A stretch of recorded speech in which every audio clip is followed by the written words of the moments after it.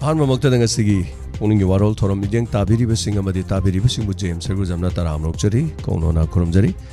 나시기 보는 게 와롤 토론 마시기 다막 시즌 하자리바 넘버 9077222001 로이네 나가시기 토론 마시기 비디오 콜게 탐저리바 넘버 7005707808 하리바 넘버 아니먹시 스크린나 라이저리 산독저리바 토론시 90.0 MHz다 난독저바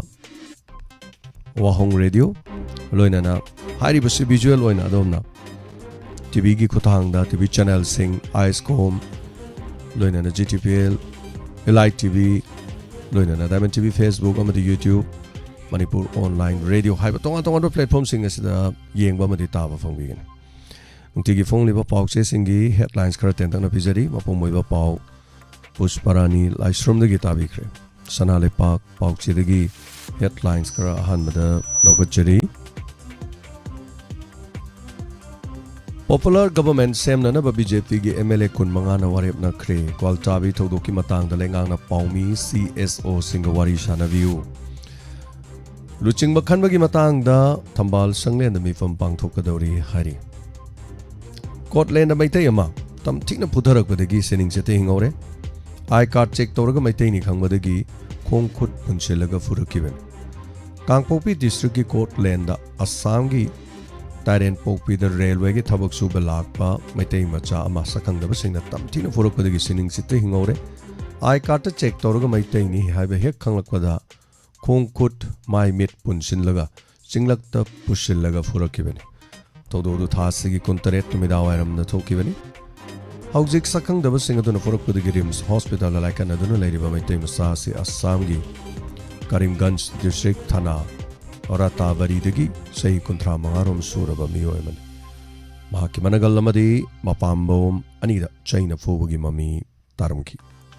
Mahaki Popa Madia Popi Animak Lekidre Hari Loinana Taren Popi Railway gi Yot Sobugi Tabak Suba Lakmani Hari Manipur gi Irang Asida Chin Kuki Singh na Chatharakli Ba Lanjang Strategic Oi Haina Fox na MHA da Pukalam Hari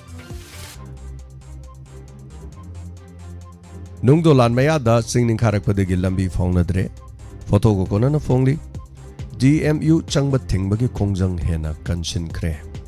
loina na furup macha sing ot neibagi thoksil satharakli basi punna thengnami na si haiba warol masu pauche asida yaw mayai ka ba chinjak ka kona na miyo ama conviction tikre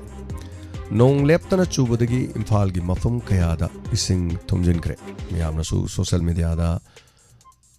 imphal gi mafam kya de sing tumagi video footage unari panam gi headlines ta manipuri mafam ayam da orange alert warning torokadagi miyam section laina na ba khangan kre refugee haiba da sofum tokte Federation of Haumi na phongdor kre President Ranjita Florence Nightingale Award pedana ikai khomna kre loina na national highway sing atubuda hangna na ba WMC na prime minister taksin kre Ukrul da returning wall ni khai bada nupi ama aruba phibam da sokle loina na kuki khulai pai bani chingna ba singna nongmai kapthar kre Imphal East District ke Sagolmang Police Station konba chanung awang lekai labuk amada sajik chadunu leiba san sing kuki khulai pai bani chingna ba singna nongmai round khara kapthar kre hari nongmai kapthar ki bam pham da Assam Rifles ki post supna ta ki meter chamarom tamak lapna leiba mafam ni hari Manipur gi integrity da kaidonung da kaiba pira oi haina India lengang na thajaba pira ke haina folks now pongdorogli Amarom da Langol game village ki quarter changjafam loriba lanjenari basing lengang na thokhina ba khanghalak pada penadre ai khoi thokro hargana yum da hanjan han biro haina division na phongdokre loina na Myanmar gi changlaki ba kuki singlam da masigi yalomi amasung purup masa sing namduna tanthona ba thosil sathari hana MMTU na Pongdok Warol Yori Kada ki leadership training camp pangthokre loina na Kolang Taba University na World Environment Day pangthokre Makata rakpada nukti gi phongba pawche hoelam pawgi headlines ka jiktang lokachage Imphal iski chanung president rule gi kobam nungda thambang amla drabra koki terrorist na nomai kaptarak na chanung gi sansing hana bohona ragle Center na pam drabasu anoba lengak namduna semhan ga dorubra BJP ge MLA kunipan gi mifam pangthokre ngasi su khanagadori Governor na relief camp da lerakli ba IDB sing fibam review tawkre ising ichaw mayok narakpada lokot kadaba thorum sing matang da governor na chair lawduna mifam pangthokduna khanakre Wayalan Paugi Vijay Ashram da Manipur University Media Awards 2024-25 ki pirakle hari Wari sanabada kuki CSO sing yaw khidraba matungda irang losinena bagidamak India lenga ki road map ta ohong bala kadori hana Fox na phongdorok pa warol ko tawduna phongli Langol Gambeles ki John 3 gi IDB singi taksok pa yaro haibo wakatse pauchi asida suyawri amaromda Sansai Yole Haidana North East ki miyoi amabu Delhi da phuwagi wathok lakle mainland India ki miyoi singna North East ki lakma sing boduma khanthane yenglibra haibo waro Sorchanpur da mayum inko leiduna khundare ba maithai singbu yari ba makhai mari leinabo official singna voter list chandana ba hona khi haiba khunja amagi mapau su yawri ponofong gi pau se gi headlines ta singi chaw thoktana na baithai beres ki gate ohum hangdokre loinana Imphal Nambul Turel gi imai warning level yorokle Nambul Turel di warning handokre Imphal gi mafong kya da ising thumjalak ki bogi paule BJP gi MLA kun mangana miyam gi apam gi maikai da chatna na warep na kre haiba waro loinana asi Union Minister Sibras ka BJP MLA singa virtual meeting ama pangthok kadori haiba waro su yauri Kwaltabigi thokdog MPB mall na state government chaikre government na instruction pide hairabadi commander action lokotribu karigino Manipur gi paikiba Amur Falcon Russia da thungre hari IDP singi wakat mi pam dona yaning da phongdokre haiba mapau yauri asiga loina na mapan gi oiba pau khra tendang mo bijari Pakistan kapsal ki mamatik me ai lereba PL-15 missile India ki khutta phangkhiba dagi China ki military official sing makok ong khre India ki operation Sindur ki safu dagi Pakistan ki military de chawno hongsin ton khre China ga thengna bangamna na ba India na saba fighter jet engine Russia da test tawragani haina report amana palle Pakistan America bu haraw hanbagi damak lepak ka sida crypto gi strategies chatpa hawgre report amana phong landa mateng panglakpagi damak Shahbaz Sharif na Turkey amadi Azerbaijan gi lutsing musing thagat pa phongdokre Yunus samadi Khalida ani gi marakta thangsang amuk satok narakre amana amagi awai khumtong bagi tholi Amromda ex girlfriend gi yumda grenade langsilu Thailand pa masikre loina na Russia gi lanmi sin Ukraine gi kungong ohum kudum inong na chanbangam kre Malem ki top 10 city de New York, London, amadi Paris na makok tongbo oire India di yawrak khidre. Aroi bada Israel amadi Hamas ke lalo basing marak condition khara di yana bagi film lakre hari. Elon Musk na Trump thadokre haibo afus. Siga loina no loijare nukti ki phone leba. Paukse sing de gi pizza headlines kra. Loina na. Makata rakku se khoi ki number da call to bidona ngasi pukning gi warol thorom sida saru gabiu. Facebook Live amadi YouTube ta amadi TV channel singdi yengbiriba radio da tabiriba singbu call to bina na ba noluk chari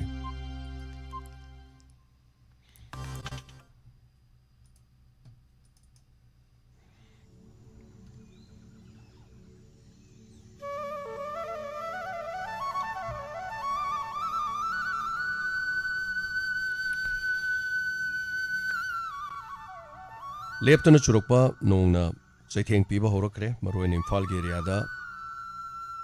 sing sauksalakpa imung manung da sing changba sigumba kya thole akoi gi diamond gi family library ba donors ki maroina imung sing changba thumba aduga hoji sakhum de sing changdana chak thongpham leitaba natraga club da school da kai gumba da minor relief lowgi tanja dum leiba yawbiragadi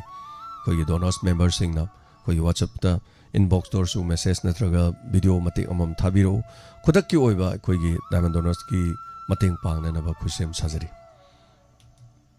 hello sir I kaile da sabadi thebi singa khamni sir taram lok chari madam thapiu sir na ti pung waron ja sir matam punama ke gi ai matam punama te pung wa da thaka taran silai sir di nung ju ban thai yo le akoi gi lang hai yo gi mati ki tang sindi na ka ra hai ji adu ho di ki sat ya de ni pi angang ki ya gi wa na ta ki hai ba bu sa ꯃꯐꯝꯗꯨꯗ ꯀꯩꯊꯦꯜ ꯀꯥꯕ ꯃꯌꯥꯝꯁꯤꯒꯤ ꯌꯦꯡꯍꯩꯗꯕ ꯐꯤꯕꯝꯁꯤ ꯑꯩꯈꯣꯏꯒꯤ ꯑꯆꯧ ꯑꯁꯥꯡ ꯃꯌꯥꯝ ꯊꯝꯅꯥꯏꯕ ꯃꯌꯥꯝꯁꯤ ꯆꯧꯀꯤꯗꯒꯤ ꯀꯨꯝꯊꯔꯛꯑꯒ ꯂꯝꯕꯤ ꯊꯣꯡꯁꯦ ꯊꯨꯡꯆꯠ ꯆꯠꯇ꯭ꯔꯕ ꯖꯥꯠꯂꯥ ꯆꯧꯀꯤ ꯃꯊꯛꯇ ꯑꯗꯨꯝ ꯂꯩꯔ ꯖꯥꯠꯂꯥ ꯑꯗꯨꯒ ꯌꯦꯡꯉꯨ ꯉꯁꯥꯏ ꯁꯣꯔꯣꯛ ꯃꯄꯥꯟꯗ ꯇꯥꯔꯤꯕ ꯃꯣꯏꯁꯨ ꯐꯖꯃꯟꯗꯕ ꯌꯥꯝꯅ ꯂꯩ ꯍꯥꯏꯕꯗꯤ ꯅꯨꯄꯤ ꯑꯉꯥꯡꯁꯤꯡꯁꯤ ꯆꯠꯄ ꯉꯝꯗꯗꯅ ꯁꯥꯏꯀꯜꯁꯤ ꯏꯜꯂꯒ ꯆꯠꯂꯒ ꯁꯣꯔꯣꯛꯀꯤ ꯑꯇꯣꯡꯕ ꯈꯤꯇꯪꯁꯨ ꯀꯥꯈꯠꯄ ꯃꯇꯝꯗ ꯃꯥꯏ ꯃꯄꯥꯗꯣ ꯀꯥꯈꯠꯂꯛꯀꯅꯨ ꯍꯥꯏꯌꯦꯕ ꯁꯥꯔ ꯑꯗꯨ ꯀꯔꯤ ꯃꯔꯝꯒꯤꯅꯣꯕ ꯏꯁꯤꯡꯗꯨꯗ ꯀꯨꯝꯕ ꯉꯝꯗꯗꯅ ꯁꯣꯔꯣꯛꯀꯤ ꯃꯇꯥꯏꯗꯨꯗ ꯀꯥꯈꯠꯂꯒ ꯑꯇꯣꯡꯕ ꯆꯠꯄꯗꯨ ꯃꯥꯏ ꯃꯄꯥꯗꯨꯗꯤ ꯆꯪꯍꯟꯅꯤꯡꯗꯦꯕ ꯁꯥꯔ ꯑꯗꯨꯒ ꯃꯌꯥꯝꯁꯤꯗꯤ ꯅꯨꯄꯤ ꯑꯉꯥꯡꯁꯤꯡꯁꯤꯗꯤ ꯁꯥꯏꯀꯜꯗꯤ ꯇꯨꯁꯟꯗꯅ ꯉꯔꯥꯡꯁꯨ ꯇꯧꯔꯦ ꯑꯗꯒꯤ ꯑꯩꯈꯣꯏꯒꯤ ꯑꯆꯧ ꯑꯁꯥꯡ ꯃꯌꯥꯝꯁꯦ ꯍꯟꯖꯟꯅ ꯂꯥꯎꯈ꯭ꯔꯦ ꯇꯨꯔꯦꯟ ꯃꯄꯥꯟ ꯁꯦꯝꯕꯤꯌꯨ ꯑꯗꯒꯤ ꯁꯣꯔꯣꯛ ꯃꯇꯤꯛꯁꯤ ꯁꯦꯝꯕꯤꯌꯨꯅ ꯀꯌꯥꯗ ꯍꯟꯅ ꯂꯥꯎꯕꯗꯨꯁꯨ ꯌꯦꯡꯉꯨ ꯁꯥꯔ ꯇꯨꯔꯦꯟꯁꯦ ꯅꯤꯡ ꯂꯥꯎꯔꯦ ꯑꯩꯈꯣꯏꯗꯤ ꯂꯩꯐꯝ ꯈꯪꯗꯦꯕ ꯁꯥꯔ ꯍꯌꯦꯡ ꯃꯣꯏꯅ ꯇꯧꯗꯣꯏꯁꯦ ꯅꯤꯡꯈꯥꯏꯔ ꯃꯇꯝꯗ ꯀꯥꯏꯔ ꯃꯇꯝꯗꯗꯤ ꯅꯤꯡꯈꯥꯏꯔꯤꯕ ꯃꯄꯥꯗꯨꯗ ꯃꯤꯁꯤꯡꯁꯦ ꯆꯦꯡ ꯀꯦꯖꯤ 5-10 ꯄꯤꯔꯒ ꯃꯌꯥꯝꯁꯤꯒꯤ ꯃꯆꯤꯟꯁꯦ ꯃꯦꯜꯂꯅꯦꯕ ꯁꯤ ꯇꯧꯕꯤꯒꯅꯨ ꯍꯧꯖꯤꯛꯇꯤ ꯇꯨꯔꯦꯟ ꯃꯄꯥꯟꯁꯤ ꯃꯦꯟꯕꯤꯌꯨ ꯑꯩꯈꯣꯏ ꯇꯨꯔꯦꯟ ꯃꯄꯥꯟ ꯇꯥꯕ ꯑꯩꯈꯣꯏꯗꯤ ꯑꯍꯤꯡ ꯇꯨꯝꯕ ꯌꯥꯗꯦ ꯑꯗꯨ ꯀꯥꯏꯔꯒꯗꯤ ꯑꯩꯈꯣꯏꯒꯤ ꯄꯣꯠ ꯆꯩ ꯊꯥꯔꯤꯕ ꯃꯌꯥꯝ ꯑꯩꯈꯣꯏꯒꯤ ꯖꯤꯕꯤꯀꯥ ꯑꯣꯏꯅꯔꯤꯕ ꯃꯌꯥꯝꯁꯦ ꯂꯣꯏꯅ ꯃꯥꯡꯗꯣꯏꯅꯦꯕ ꯁꯥꯔ ꯁꯤ ꯃꯌꯥꯝꯁꯦ ꯎꯕꯤꯌꯨ ꯍꯥꯏꯕ ꯑꯩꯈꯣꯏꯒꯤ MLA ꯃꯟꯇ꯭ꯔꯤ ꯃꯌꯥꯝꯁꯦ ꯑꯃꯨꯛꯇꯪ ꯎꯕꯤꯔꯒ ꯂꯧꯅꯕ ꯃꯌꯥꯝꯁꯦ ꯁꯦꯝꯕꯤꯔꯣ ꯑꯗꯒꯤ ꯆꯠꯄ ꯌꯥꯗꯕ ꯁꯣꯔꯣꯛ ꯑꯁꯥꯡꯕꯁꯤꯗ ꯍꯥꯏꯖꯔꯔꯣꯏꯕ ꯂꯝꯈꯥꯏꯒꯤ ꯃꯇꯦꯛ ꯈꯤꯇꯪꯁꯦ ꯁꯤꯗꯪꯗꯤ ꯁꯦꯝꯕꯤꯌꯨ ꯑꯩꯈꯣꯏꯁꯦ ꯅꯨꯄꯤ ꯑꯉꯥꯡꯁꯦ ꯆꯠꯄ ꯉꯝꯗ꯭ꯔꯦ ꯁꯥꯔ ꯁꯤꯁꯤꯗꯪꯗꯤ ꯃꯔꯤ ꯂꯩꯅꯕ ꯌꯦꯡꯁꯤꯟꯕꯤꯌꯨꯅ ꯍꯥꯏꯖꯕꯅꯤ ꯁꯥꯔ ꯊꯥꯒꯠꯆꯔꯤ ꯏꯇꯩꯃ ꯇꯥꯛꯄꯤꯕ ꯋꯥꯐꯝꯁꯤ ꯌꯥꯝ ꯆꯨꯝꯕ ꯋꯥꯐꯝꯅꯤ ꯑꯗꯨꯒ ꯀꯩꯔꯛꯀꯤ ꯃꯇꯦꯛ ꯉꯁꯥꯏ ꯂꯝꯕꯤꯁꯤꯗꯤ ꯌꯥꯗ꯭ꯔꯦ ꯇꯁꯦꯡꯅ ꯍꯥꯏꯔꯀꯥꯟꯗ ꯅꯍꯥꯟ ꯑꯅꯤꯔꯛ ꯑꯩꯈꯣꯏꯅ ꯅꯍꯥꯟ ꯅꯣꯡꯃꯁꯨ ꯃꯈꯥꯔꯣꯝ ꯆꯠꯄꯗꯨꯗꯤ ꯑꯩꯈꯣꯏ ꯐꯥꯎꯗ꯭ꯔꯦ ꯍꯥꯏꯔꯦ ꯀꯩꯔꯛꯀꯤꯗꯣ ꯇꯟꯗꯅꯀꯣ ꯀꯛꯆꯤꯡꯅ ꯁꯨꯝ DSA ꯒ꯭ꯔꯥꯎꯟꯗ ꯁꯨꯝ ꯆꯠꯂꯒ ꯂꯥꯡꯃꯩꯗꯣꯡ ꯇꯥꯔꯦ ꯂꯥꯡꯃꯩꯗꯣꯡꯗꯒꯤ ꯑꯗꯨꯝ ꯆꯠꯂꯦ ꯍꯥꯏꯇꯥꯔꯦ ꯃꯇꯦꯛꯇꯨ ꯆꯠꯇ꯭ꯔꯦ ꯀꯩꯅꯣꯗ ꯌꯥꯝ ꯅꯨꯡꯉꯥꯏꯇ꯭ꯔꯦ ꯑꯗꯨꯅ ꯒꯥꯔꯤ ꯑꯆꯧꯕ ꯆꯠꯄꯗꯁꯨ ꯑꯗꯨꯅ ꯂꯂꯣꯟ ꯏꯇꯤꯛ ꯇꯧꯔꯒ ꯆꯠꯂꯤꯕ ꯁ꯭ꯀꯨꯜ ꯆꯠꯂꯤꯕ ꯈꯨꯗꯣꯡ ꯌꯥꯝ ꯆꯥꯔꯝꯃꯣꯏ ꯑꯗꯨ ꯏꯇꯩꯃ ꯀꯔꯤ ꯍꯥꯏꯔꯨꯅꯤ ꯂꯝꯕꯤꯗꯤ ꯃꯅꯤꯄꯨꯔꯒꯤ ꯃꯐꯝ ꯑꯌꯥꯝꯕꯗꯤ ꯂꯝꯕꯤꯗꯤ ꯌꯥꯗ꯭ꯔꯦ ꯂꯩꯉꯥꯛꯁꯨ ꯂꯩꯇꯦ ꯑꯗꯨ ꯂꯩꯉꯥꯛ ꯂꯩꯇ꯭ꯔꯒꯗꯤ ꯁꯦꯝ ꯁꯥꯔꯣꯏ ꯍꯥꯏꯅꯤꯡꯉꯥꯏꯗꯤ ꯂꯩꯇꯦ ꯂꯩꯉꯥꯛꯇꯨꯗꯤ ꯂꯩꯇꯕꯩ ꯋꯥꯅꯤ PR ꯍꯥꯏꯁꯦ PRꯅ ꯑꯃꯨꯛ ꯂꯣꯏ ꯇꯧꯒꯗꯣꯏꯅꯤ ꯑꯗꯨꯕꯨ ꯈꯨꯗꯛꯀꯤ ꯑꯣꯏꯅ ꯍꯥꯏꯇꯥꯔꯦ ꯍꯧꯖꯤꯛꯅ ꯑꯃꯨꯛ ꯅꯣꯡꯖꯨ ꯊꯥꯅꯤ ꯍꯥꯏꯔꯛꯑꯅꯤ ꯅꯣꯡꯖꯨ ꯊꯥꯗꯗꯤ ꯁꯦꯝ ꯁꯥꯕ ꯌꯥꯔꯔꯣꯏ ꯅꯣꯡ ꯆꯨꯔꯛꯇ꯭ꯔꯤꯉꯩ ꯏꯁꯤꯡ ꯆꯥꯎꯗ꯭ꯔꯤꯉꯩ ꯃꯇꯝꯗ ꯀꯗꯥꯏꯗ ꯀꯥꯏꯕ ꯌꯥꯕꯒꯦ ꯀꯗꯥꯏꯗ ꯀꯔꯤ ꯑꯣꯏꯕ ꯌꯥꯕꯒꯦ ꯍꯥꯏꯕꯁꯦ ꯃꯅꯤꯄꯨꯔꯒꯤ ꯑꯌꯥꯝꯕ ꯂꯩꯔꯤꯕ ꯂꯧꯅꯝꯕꯥꯜ ꯑꯌꯥꯝꯕ ꯂꯣꯏꯅꯃꯛ ꯐꯤꯕꯝ ꯁꯣꯛꯑꯒ ꯂꯩꯔꯦ ꯁꯤ ꯍꯧꯖꯤꯛ ꯑꯩꯈꯣꯏꯅ ꯍꯤꯡꯉꯤꯁꯦ ꯗꯥꯎꯗ ꯍꯤꯡꯕ ꯍꯥꯏꯗꯨꯅꯤ ꯅꯣꯡꯃꯩꯁꯤ ꯃꯥꯡꯗꯒꯤ ꯗꯥꯡ ꯀꯥꯞꯄꯛꯄ ꯆꯦꯜꯂꯣꯅ ꯆꯦꯜꯂꯒ ꯑꯩꯈꯣꯏꯒꯤ ꯑꯄꯥꯟꯕ ꯈꯔꯅ ꯄꯥꯟ ꯁꯤꯍꯧꯕ ꯑꯗꯨꯒ ꯈꯔꯅ ꯄꯥꯟꯗꯅ ꯍꯤꯡꯍꯧꯕꯗꯣ ꯑꯗꯨꯒꯤ ꯄꯨꯟꯁꯤ ꯈꯨꯍꯤꯡꯗꯨꯅꯦ ꯍꯥꯏꯕ ꯇꯥꯏ ꯑꯗꯨ ꯀꯅꯥꯗ ꯋꯥꯔꯧꯔꯨꯅꯤ ꯀꯅꯥꯗ ꯍꯥꯏꯔꯨꯅꯤ ꯑꯗꯨꯕꯨ ꯈꯣꯜꯂꯥꯎꯅꯤ ꯋꯥꯀꯠꯆꯕꯅꯤ ꯇꯥꯕꯤꯔꯒ ꯃꯦꯟꯁꯤꯟꯕꯤꯔꯒ ꯁꯦꯝꯕꯤꯔꯒꯗꯤ ꯄ꯭ꯔꯖꯥ ꯃꯤꯌꯥꯝꯒꯤꯗꯤ ꯁꯦꯝꯕꯨ ꯁꯦꯝꯕꯤꯔꯕꯗꯤ ꯑꯊꯦꯡꯕꯗ ꯐꯔꯛꯄ ꯊꯥꯕꯜ ꯍꯥꯏꯗꯅ ꯈꯨꯕꯥꯛ ꯈꯨꯖꯒꯗꯧꯔꯤꯕꯅꯤ ꯄꯦꯟꯗꯗꯅꯅꯦ ꯍꯥꯏꯔꯛꯂꯤꯁꯦ ꯑꯗꯨꯒ ꯂꯝꯕꯤ ꯃꯄꯥꯟ ꯃꯌꯥꯒꯤꯗꯨꯗꯤ ꯃꯥꯏ ꯃꯥꯏꯗ ꯁꯣꯛꯍꯟꯅꯤꯡꯗꯕ ꯃꯥꯏ ꯃꯥꯏꯗ ꯆꯪꯍꯟꯅꯤꯡꯗꯕ ꯍꯥꯏꯁꯦ ꯃꯤꯑꯣꯏꯕꯒꯤ ꯍꯧꯅꯕꯤꯅꯤ ꯑꯗꯨ ꯃꯥ ꯃꯁꯥꯃꯛꯅ ꯑꯃꯨꯛ ꯈꯨꯗꯣꯡ ꯆꯥꯔꯝꯗꯗꯤ ꯃꯥꯅ ꯂꯝꯕꯤ ꯃꯄꯥꯟ ꯂꯩꯇꯕ ꯑꯣꯏꯔꯝꯃꯗꯤ ꯃꯥꯁꯨ ꯅꯞꯄꯒ ꯃꯤꯒꯤꯗ ꯆꯠꯀꯦ ꯈꯥꯏꯗꯣꯔꯤꯕꯅꯦ ꯑꯗꯨ ꯃꯥꯒꯤ ꯊꯣꯛꯂꯛꯑꯀꯥꯟꯗꯗꯤ ꯁꯤꯅꯤ ꯑꯩ ꯀꯥꯗ ꯊꯣꯛꯂꯛꯑꯀꯥꯟꯗ ꯇꯧꯋꯦ ꯍꯥꯏꯁꯦ ꯊꯥꯒꯠꯆꯔꯤ ꯏꯇꯩꯃ ꯇꯥꯕꯤꯗ꯭ꯔꯕ ꯈꯣꯜꯂꯥꯎ ꯍꯥꯏꯕ ꯇꯥꯔꯦ ꯀꯅꯥꯗ ꯍꯥꯏꯔꯨꯅꯤ ꯀꯅꯥꯗ ꯂꯤꯔꯨꯅꯤ ꯀꯅꯥꯗ ꯇꯝꯂꯨꯅꯤ ꯑꯗꯨꯅ ꯈꯣꯜꯂꯥꯎꯁꯦ ꯑꯗꯨꯝ ꯇꯥꯔ ꯂꯩ ꯇꯥꯕꯅꯤ ꯑꯗꯨꯅꯅꯤ ꯁꯤꯗꯅꯤ ꯃꯌꯥꯝꯅ ꯋꯥꯈꯜ ꯈꯟꯕꯤꯔꯣꯅ ꯍꯥꯏꯁꯦ ꯋꯥꯈꯜ ꯈꯟꯕꯤꯌꯨ ꯃꯌꯥꯝꯅ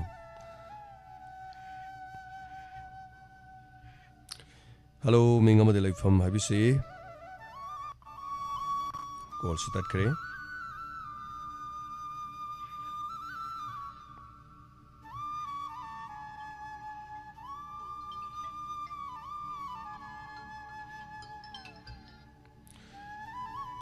Hello. Hello. Hello, sir. Tapiu. Airport tagi manisang kawe, sir. Tapiu kari happening ba? Sir, kuire na phone tawjak ban tawkoni sa gi thoram yam nuai tari. Aduga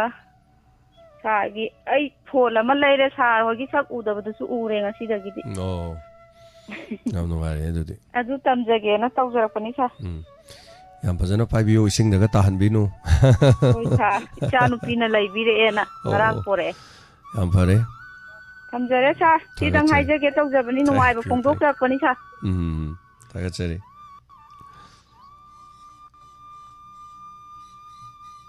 ꯊꯧꯔꯝ ꯁꯔꯨꯛ ꯌꯥꯕꯤꯔꯤꯕꯁꯤꯡ ꯊꯥꯒꯠꯆꯔꯤ ꯍꯟꯅ ꯐꯦꯁꯕꯨꯛ ꯂꯥꯏꯚꯇ ꯂꯩꯕꯤꯔꯤꯕꯁꯤꯡ ꯑꯗꯨ ꯌꯨꯇ꯭ꯌꯨꯕ ꯂꯥꯏꯚ ꯁ꯭ꯇ꯭ꯔꯤꯃꯤꯡꯒꯤ ꯃꯤꯑꯣꯏ 234 social ꯃꯤꯗꯤꯌꯥꯗ ꯂꯣꯏꯅ ꯎꯔꯦꯀꯣ ꯏꯁꯤꯡ ꯆꯥꯎꯕ ꯀꯗꯥꯏꯗ ꯏꯁꯤꯡ ꯆꯥꯎꯕ ꯍꯥꯏꯁꯤ ꯂꯣꯏꯅꯃꯛ ꯏꯝꯐꯥꯜ ꯃꯅꯨꯡ ꯃꯔꯨꯑꯣꯏꯅ ꯀꯣꯅꯨꯡ ꯃꯃꯥꯡ ꯁ꯭ꯋꯥꯏꯒꯗꯤ ꯌꯥꯝ ꯁꯣꯛꯅꯔꯦ ꯑꯗꯨꯝ ꯑꯗꯣ ꯏꯁꯤꯡꯅ ꯁꯣꯛꯄ ꯀꯥꯡꯕꯨ ꯑꯗꯨꯝ ꯌꯥꯎꯔꯒꯗꯤ ꯃꯌꯥꯝꯁꯨ ꯑꯗꯨꯝ ꯄꯥꯎ ꯄꯤꯕꯤꯔꯛꯑꯣ ꯑꯗꯨꯒ ꯑꯣꯖꯥ ꯕꯤ ꯔꯃꯦꯁꯅ ꯃꯆꯨꯝꯕꯅꯤ ꯑꯣꯜ ꯏꯟꯗꯤꯌꯥ ꯔꯦꯗꯤꯑꯣ ꯊꯧꯔꯝ ꯂꯦꯞꯈ꯭ꯔꯦ ꯀꯩꯒꯤꯅꯣꯗ ꯁ꯭ꯇꯦꯁꯟꯗꯣ ꯊꯨꯝꯃꯦꯕ ꯏꯁꯤꯡ ꯆꯪꯈ꯭ꯔꯦꯕ ꯑꯗꯨꯅ ꯄꯥꯎꯒꯨꯝꯕ ꯀꯔꯤꯒꯨꯝꯕꯗꯤ ꯃꯌꯥꯝ ꯏꯝꯐꯥꯜꯗꯒꯤ ꯇ꯭ꯔꯥꯟꯁꯃꯤꯁꯟ ꯃꯣꯏ ꯇꯧꯔꯛꯀꯗꯧꯕ ꯃꯥꯜꯂꯤ ꯑꯗꯨꯅ ꯂꯩꯔꯤꯕ ꯏꯝꯐꯥꯜ ꯃꯅꯨꯡꯒꯤꯒꯗꯤ ꯏꯁꯤꯡ ꯊꯨꯝꯃꯦ ꯀꯥꯏꯅ ꯍꯥꯏꯁꯦ ꯃꯩꯒꯤ ꯊꯕꯛꯅꯤꯅꯀꯣ ꯁꯟꯗꯣꯛꯏꯕ ꯔꯦꯗꯤꯑꯣ ꯄ꯭ꯔꯣꯒ꯭ꯔꯥꯝ ꯂꯦꯞꯄꯦ ꯀꯥꯏꯁꯦ ꯑꯣꯜ ꯏꯟꯗꯤꯌꯥ ꯔꯦꯗꯤꯑꯣꯐꯥꯎ ꯂꯦꯞꯄꯤꯁꯤꯅꯦꯕ ꯈꯨꯗꯣꯡ ꯆꯥꯗꯕꯁꯦ ꯑꯗꯨꯅ ꯑꯩꯈꯣꯏꯗꯅ ꯑꯃꯨꯛ ꯀꯔꯤ ꯊꯣꯛꯀꯦꯗ ꯅꯣꯡꯁꯦ ꯁꯨꯝ ꯂꯦꯞꯇꯅ ꯆꯨꯔꯕꯅꯤꯅ ꯃꯩ ꯃꯨꯠꯂꯒꯗꯤ ꯂꯦꯞꯇꯅ ꯃꯩꯁꯦ ꯉꯪꯉꯛꯄꯗ ꯁ꯭ꯇꯦꯁꯟꯁꯤꯡꯁꯦ ꯊꯧꯔꯝ ꯇꯧꯕ ꯉꯝꯗꯕꯒꯤ ꯍꯥꯏꯇꯥꯔꯦ ꯑꯩꯈꯣꯏ ꯁ꯭ꯇꯦꯁꯟꯗ ꯈꯨꯗꯣꯡ ꯆꯥꯗꯕ ꯊꯣꯛꯄ ꯍꯥꯏꯇꯥꯔꯦ ꯑꯗꯨ ꯃꯌꯥꯝ ꯈꯔ ꯈꯪꯃꯤꯟꯅꯁꯤ ꯅ ꯑꯩꯈꯣꯏꯗꯤ ꯍꯥꯏꯔꯨꯅꯨ ꯑꯣꯜ ꯏꯟꯗꯤꯌꯥ ꯔꯦꯗꯤꯑꯣꯐꯥꯎ ꯂꯦꯞꯄꯤꯕꯅꯤ ꯑꯗꯨꯅ ꯉꯥꯏꯍꯥꯛ ꯌꯥꯗꯕ ꯈꯣꯠꯇꯕ ꯇꯧꯕ ꯃꯇꯝꯗ ꯃꯌꯥꯝ ꯑꯗꯨꯝ ꯄꯥꯎ ꯄꯤꯕꯤꯔꯛꯎ ꯑꯗꯨꯒ ꯈꯨꯗꯣꯡ ꯆꯥꯗꯕꯁꯤꯡ ꯍꯥꯏꯇꯥꯔꯦ ꯅꯟ ꯁ꯭ꯇꯣꯞꯇ ꯖꯦꯅꯦꯔꯦꯇꯔ ꯉꯥꯡꯄꯗ ꯖꯦꯅꯦꯔꯦꯇꯔꯒꯥꯏꯁꯦ ꯄꯨꯡꯄꯩ ꯄꯩꯔꯕꯖꯥꯠꯅꯤ ꯖꯦꯅꯦꯔꯦꯇꯔꯁꯦ ꯈꯔ ꯐꯕ ꯃꯈꯣꯟꯒ ꯊꯣꯛꯇꯕ ꯍꯥꯏꯕ ꯇꯥꯔꯦ ꯁ꯭ꯇꯦꯟ ꯕꯥꯏ ꯑꯃꯅꯤ ꯑꯗꯨꯝ ꯂꯩꯕꯒꯤ ꯃꯊꯧ ꯌꯥꯝ ꯇꯥꯏ ꯑꯗꯨ ꯊꯥꯒꯠꯆꯔꯤ ꯃꯊꯪꯒꯤ ꯑꯩ ꯀꯣꯂꯔ ꯑꯃ ꯂꯥꯛꯑꯦ ꯀꯣꯜ ꯂꯧꯒꯠꯆꯒꯦ ꯑꯗꯨꯒ ꯀꯔꯤ ꯍꯥꯏꯔꯛꯀꯦ ꯍꯥꯏꯕꯗꯨ ꯇꯥꯃꯤꯟꯅꯁꯤ ꯍꯜꯂꯣ ꯍꯜꯂꯣ ꯏꯆꯦ ꯏꯕꯨꯡꯉꯣ ꯏꯆꯦ ꯁꯤꯡꯇꯥꯅꯤ ꯉꯁꯤ ꯀꯣ ꯑꯩꯈꯣꯏ ꯂꯩꯕꯥꯛꯁꯤꯗ ꯇꯧꯔꯤꯁꯦ ꯑꯗꯨꯛꯀꯤ ꯃꯇꯤꯛ ꯋꯥꯔꯤꯉꯩ ꯃꯇꯝꯁꯤꯗ ꯏꯄꯥꯅ ꯏꯁꯄꯦꯛꯇ ꯇꯌꯥꯏ ꯇꯥꯕꯗ ꯑꯗꯒꯤ ꯉꯁꯤ ꯑꯩꯈꯣꯏ ꯀꯌꯥꯕꯨ ꯄꯨꯛꯅꯤꯡꯁꯦ ꯍꯥꯏꯗꯤ ꯂꯩꯇꯥꯍꯜꯂꯤ ꯑꯗꯨ ꯑꯩꯅ ꯑꯃꯨꯛꯁꯨ ꯈꯜꯂꯤ ꯏꯄꯥꯁꯤ ꯃꯌꯥꯝꯁꯦꯀꯣ ꯀꯌꯥ ꯋꯥꯔꯨꯕ ꯃꯌꯥꯝꯁꯤ ꯁꯤꯅ ꯉꯥꯛꯇꯪ ꯑꯩꯈꯣꯏꯁꯦ ꯄꯣꯊꯥꯍꯜꯂꯤꯅꯤ ꯍꯥꯏ ꯈꯜꯂꯤ ꯏꯄꯥꯁꯤ ꯌꯥꯝ ꯋꯥꯔꯝꯒꯅꯤ ꯈꯜꯂꯤ ꯑꯩꯅ ꯁꯨꯝ ꯈꯟꯕꯗꯀꯣ ꯅꯨꯡꯁꯨ ꯌꯥꯝ ꯅꯨꯡꯉꯥꯏ ꯍꯧꯖꯤꯛꯀꯤ ꯊꯥꯖꯕ ꯍꯥꯏꯗꯣꯀꯣ ꯑꯗꯨꯁꯨ ꯑꯗꯨꯛ ꯃꯇꯤꯛ ꯐꯖꯔꯦ ꯏꯄꯥ ꯅꯨꯄꯥꯁꯨ ꯍꯟꯅ ꯊꯥꯒꯠꯆꯔꯤ ꯑꯗꯨꯒ ꯍꯧꯖꯤꯛ ꯑꯩꯈꯣꯏ ꯃꯅꯤꯄꯨꯔꯒꯤ ꯏꯁꯤꯡ ꯆꯥꯎꯔꯤꯁꯤ ꯅꯍꯥꯟꯃꯨꯛꯀꯤꯁꯨ ꯖꯨꯂꯥꯏ ꯑꯥꯒꯁ ꯑꯗꯨꯋꯥꯏꯗꯅꯤ ꯑꯗꯨꯒꯤ ꯀꯩꯅꯣꯒꯤ ꯆꯥꯎꯈꯤꯕꯒꯤ ꯆꯍꯤ ꯐꯥꯗ꯭ꯔꯤꯉꯩꯗ ꯑꯃꯨꯛ ꯆꯥꯎꯈꯠꯂꯛꯑꯦ ꯃꯁꯤ ꯑꯩꯗꯤ ꯑꯩꯈꯣꯏ ꯃꯄꯤ ꯃꯄꯥꯗ ꯇꯥꯏꯅꯅꯤꯡꯉꯤ ꯍꯥꯏꯕꯗꯤ ꯃꯣꯏꯅ ꯄ꯭ꯔꯖꯥꯒꯤ ꯈꯟꯕꯤꯗꯅ ꯀꯨꯀꯤ ꯂꯥꯟ ꯋꯥꯗꯅ ꯂꯩꯔꯤꯉꯩꯗ ꯃꯤꯑꯣꯏꯕꯒꯤ ꯃꯩ ꯆꯥꯛꯄ ꯑꯗꯒꯤ ꯃꯩ ꯆꯥꯛꯄꯅꯕꯨ ꯈꯔ ꯐꯩ ꯆꯦꯟꯊꯣꯛꯄꯅ ꯍꯧꯖꯤꯛ ꯃꯤ ꯑꯉꯥꯡ ꯑꯅꯤ ꯆꯥꯎꯆꯔꯕꯤꯗ ꯈꯨꯔꯥꯏ ꯍꯩꯀꯨ ꯃꯈꯣꯡꯒꯤꯗꯨ ꯌꯦꯡꯕꯗ ꯉꯝꯗꯦꯕ ꯀꯤ ꯍꯥꯏꯕ ꯏꯁꯤꯡꯁꯤ ꯌꯥꯝ ꯊꯤꯅ ꯑꯗꯨ ꯃꯈꯣꯏꯁꯤ ꯌꯦꯡꯕ ꯉꯝꯃꯝꯒꯗ꯭ꯔꯥ ꯈꯪꯗꯦꯅꯦ ꯃꯣꯏꯒꯤ ꯅꯍꯥꯟ ꯌꯨꯍꯥ ꯄꯨꯡ 1:30 ꯇꯥꯔꯝꯗꯥꯏꯒꯤ ꯑꯩꯈꯣꯏꯒꯤ ꯀꯩꯅꯣꯒ 1:30 ꯇꯥꯔꯝꯗꯥꯏꯒꯤ ꯃꯤꯅꯤꯠ ꯀꯩꯅꯣꯒ 1:50 ꯍꯥꯒꯕꯁꯤ ꯃꯁꯤ ꯏꯁꯤꯡ ꯏꯆꯥꯎꯒꯨꯝꯕ ꯑꯗꯩ ꯃꯣꯏꯅ ꯂꯩꯕꯥꯛ ꯁꯦꯝꯗꯩ ꯇꯧꯕꯗꯒꯤ ꯏꯁꯤꯡ ꯆꯥꯎꯔꯛꯏ ꯖꯥꯠꯂ ꯈꯪꯗꯦꯅꯦ ꯃꯣꯏꯁꯦ ꯑꯃꯨꯛ ꯑꯗꯨ ꯈꯜꯂꯨꯕꯗ ꯌꯥꯝꯅ ꯅꯨꯡꯉꯥꯏꯇꯦꯕ ꯍꯧꯖꯤꯛ ꯑꯃꯨꯛ ꯑꯩꯈꯣꯏ ꯋꯥꯔꯤꯉꯩꯁꯤꯗ ꯃꯣꯏ ꯃꯄꯤ ꯃꯄꯥꯁꯨ ꯂꯩꯕꯤꯗꯔꯦ ꯀꯅꯥꯗꯕꯨ ꯇꯧꯗꯣꯏꯅꯣ ꯑꯔꯥꯝꯕꯥꯏ ꯀꯣꯏꯔꯧꯍꯟꯕꯅ ꯉꯔꯥꯡꯗꯤ ꯂꯥꯎꯔꯤ ꯉꯁꯥꯏ ꯀꯟꯕ ꯆꯠꯂꯦ ꯂꯥꯟ ꯉꯥꯛꯑꯦ ꯑꯔꯥꯝꯕꯥꯏ ꯏꯁꯤꯡ ꯆꯥꯎꯔꯦ ꯑꯔꯥꯝꯕꯥꯏ ꯕꯗꯅꯥꯝꯁꯨ ꯆꯥꯕ ꯐꯥꯎ ꯑꯣꯏꯅ ꯁꯨ ꯀꯌꯥꯝ ꯊꯣꯛꯄꯤꯕ ꯑꯩꯈꯣꯏ CBI ꯀꯩꯁꯤꯅꯁꯨ ꯐꯥꯎ ꯈꯣꯠ ꯂꯣꯏꯅ ꯇꯧꯕꯤꯕ ꯁꯤ ꯃꯣꯏ ꯏꯆꯥꯁꯤꯡꯅ ꯐꯝꯅ ꯃꯣꯏꯅ ꯄꯥꯏꯕ ꯃꯣꯏꯅ ꯆꯥꯎꯕ ꯑꯩꯈꯣꯏꯒꯤ ꯀꯦꯟꯗ ꯈꯨꯗꯤꯡꯒꯤ ꯑꯗ ꯗꯣꯂꯥꯏ ꯇꯣꯡꯕꯒꯤꯗꯃꯛꯇ ꯋꯥꯏꯀꯨꯞ ꯄꯤꯕꯅ ꯋꯥꯏ ꯑꯗꯣ ꯐꯖꯅꯁꯨ ꯇꯧꯕꯤꯗꯕ ꯑꯗꯨ ꯇꯧꯔꯦ ꯐꯥꯔꯦ ꯑꯗꯨ ꯇꯧꯔꯦ ꯌꯥꯝ ꯅꯨꯡꯉꯥꯏꯇꯦ ꯑꯩꯈꯣꯏꯒꯤ ꯂꯩꯕꯥꯛꯁꯤꯗ ꯇꯧꯔꯤꯁꯦ ꯄ꯭ꯔꯖꯥꯁꯦ ꯀꯔꯝꯍꯥꯏꯅ ꯍꯤꯡꯗꯣꯏꯅꯣ ꯉꯁꯤꯗꯤ ꯑꯩꯈꯣই ꯃꯃꯇꯥ ꯕꯦꯅꯔꯖꯤꯅ ꯃꯅꯤꯄꯨꯔꯒꯤ ꯆꯍꯤ 2 ꯍꯦꯜꯂꯛꯑꯕꯁꯤꯐꯥꯎ ꯑꯩꯈꯣꯏ ꯃꯣꯗꯤ ꯀꯩꯗꯧꯕꯩ ꯆꯠꯇꯦꯅꯣ ꯄ꯭ꯔꯥꯏꯝ ꯃꯤꯅꯤꯁꯇꯔ ꯍꯥꯏꯅ ꯍꯥꯏꯈꯔꯦ ꯃꯥꯁꯨ ꯅꯍꯥꯟꯋꯥꯏꯅ ꯑꯗꯨꯝ ꯍꯥꯏꯗꯤ ꯀꯩꯗꯧꯏ ꯂꯣꯏꯔꯦꯕ ꯃꯅꯤꯄꯨꯔꯁꯦ ꯏꯁꯤꯡꯁꯦ ꯊꯪꯅ ꯆꯍꯤ ꯐꯥꯗ꯭ꯔꯤꯉꯩ ꯆꯥꯎꯔꯦ ꯑꯁꯤ ꯅꯥꯀꯩ ꯑꯁꯤꯗ ꯀꯔꯤꯝꯇ ꯇꯧꯕꯤꯗꯦꯕ ꯃꯣꯏꯒꯤ ꯄꯥꯀꯤꯁꯇꯥꯟꯒ ꯑꯩꯈꯣꯏꯒꯤ ꯏꯟꯗꯤꯌꯥꯒ ꯇꯧꯕꯗꯤ ꯅꯣꯡ ꯅꯤꯅꯤꯗ ꯑꯗꯨꯝ ꯂꯣꯏꯁꯟꯈꯤ ꯃꯣꯏꯁꯨ ꯂꯣꯏꯁꯟꯕ ꯑꯣꯏꯁꯅꯨ ꯂꯥꯜꯂꯤꯁꯤ ꯅꯨꯡꯉꯥꯏꯇꯦꯀꯣ ꯑꯩꯈꯣꯏꯒꯤꯁꯤꯕꯨ ꯃꯣꯏꯅ ꯀꯔꯤꯅ ꯈꯟꯒꯦꯕ ꯃꯣꯏꯒꯤ ꯑꯩꯅ ꯍꯥꯏꯕꯗꯤ ꯑꯩꯈꯣꯏ ꯍꯤꯡꯕ ꯌꯥꯝ ꯋꯥꯔꯦꯕ ꯃꯣꯏꯅ ꯇꯧꯔꯤ ꯃꯌꯥꯝꯁꯦ ꯑꯗꯨꯒ ꯑꯩꯈꯣꯏꯒꯤ ꯂꯩꯕꯥꯛ ꯁꯥꯁꯣꯟꯁꯦ ꯂꯩꯇ꯭ꯔꯒ ꯑꯩꯈꯣꯏ ꯃꯥꯏꯅ ꯑꯉꯝꯕ ꯑꯃ ꯄꯥꯟꯕꯤꯔꯒꯅꯣꯕ ꯃꯣꯏꯅ ꯆꯧꯀꯤ ꯃꯨꯟꯅꯔꯤꯉꯩꯗ ꯄ꯭ꯔꯖꯥ ꯁꯤꯗꯧꯔꯦ ꯄ꯭ꯔꯖꯥ ꯈꯥꯡꯕ ꯉꯝꯗ꯭ꯔꯦꯕ ꯃꯣꯏ ꯆꯧꯀꯤꯗ ꯈꯜꯂꯦꯕ ꯑꯗꯨꯒꯤ ꯑꯗꯥꯒꯤꯅ ꯃꯇꯝꯁꯨ ꯀꯨꯏꯔꯛꯇ꯭ꯔꯕꯅꯤ ꯃꯁꯤꯗ ꯄꯥꯟꯗꯅ ꯃꯅꯤꯄꯨꯔꯒꯤ ꯋꯥꯔꯤꯕ ꯈꯣꯠꯂꯤꯕ ꯑꯁꯤ ꯂꯤꯂꯤ ꯀꯦꯝꯗ ꯂꯩꯔꯤꯕ ꯆꯦꯐꯝꯁꯨ ꯂꯩꯇꯕ ꯃꯣꯏꯁꯨ ꯏꯁꯤꯡ ꯆꯥꯎꯔꯛꯄ ꯌꯥꯏ ꯏꯁꯤꯡ ꯆꯥꯎꯔꯗꯤ ꯀꯗꯥꯏꯗꯅꯣ ꯑꯩꯈꯣꯤ ꯂꯣꯏ ꯊꯤꯗꯧꯔꯤꯕ ꯃꯣꯏꯅ ꯕꯣꯠ ꯂꯦꯞꯄꯛꯀꯗꯧꯔꯤꯕ ꯕꯣꯠꯇꯨꯕꯨ ꯀꯅꯥꯅ ꯊꯥꯗꯕꯤꯗꯣꯏꯅꯣ ꯄ꯭ꯔꯖꯥꯁꯦ ꯃꯥꯒꯤ ꯅꯨꯄꯤ ꯃꯆꯥ ꯍꯥꯏꯅ ꯊꯥꯗꯔꯒ ꯃꯃꯥ ꯃꯄꯥ ꯊꯥꯗꯔꯒ ꯃꯅꯤꯄꯨꯔꯁꯦ ꯑꯗꯨꯝ ꯄꯥꯜꯍꯧꯔꯒꯦꯔꯥ ꯍꯥꯏꯕ ꯌꯥꯝ ꯄꯦꯟꯗꯦꯕ ꯅꯨꯡꯉꯥꯏꯇꯦꯕ ꯃꯅꯤꯄꯨꯔꯗ ꯌꯦꯡꯉꯝꯗꯦꯕ ꯁꯣꯁꯤꯌꯦꯜ ꯃꯦꯗꯤꯌꯥꯁꯤꯗ ꯏꯆꯦ ꯃꯁꯤ ꯍꯥꯏꯔꯒ ꯇꯦꯟꯁꯤꯟꯖꯔꯒꯦ ꯊꯥꯒꯠꯆꯔꯤ ꯏꯆꯦ ꯊꯨꯝꯃꯦ ꯏꯝꯐꯥꯜꯒꯤ ꯃꯐꯝ ꯑꯌꯥꯝꯕ ꯂꯣꯏꯅ ꯊꯨꯝꯅꯔꯦ ꯑꯗꯣ ꯑꯩꯈꯣꯏꯒꯤ ꯃꯥꯏꯀꯩꯗꯒꯤꯁꯨ ꯑꯩꯈꯣꯏꯅ ꯍꯥꯏꯖꯅꯤꯡꯉꯤꯕ ꯗꯥꯏꯃꯟ ꯗꯣꯅꯔꯁꯀꯤ ꯌꯥꯎꯕ ꯐꯦꯃꯤꯂꯤꯁꯤꯡ ꯃꯌꯥꯝ ꯂꯩꯔꯒꯗꯤ ꯍꯩꯉꯥꯡꯒꯤꯁꯨ ꯏꯁꯤꯡ ꯊꯨꯝꯃꯦ ꯍꯥꯏꯔꯤ ꯑꯗꯨꯒ ꯑꯩꯈꯣꯏꯒꯤ ꯈꯨꯔꯥꯏꯒꯤ ꯃꯐꯝ ꯈꯔꯁꯨ ꯑꯗꯨꯝ mafam adu adaba leitre ayamba haitare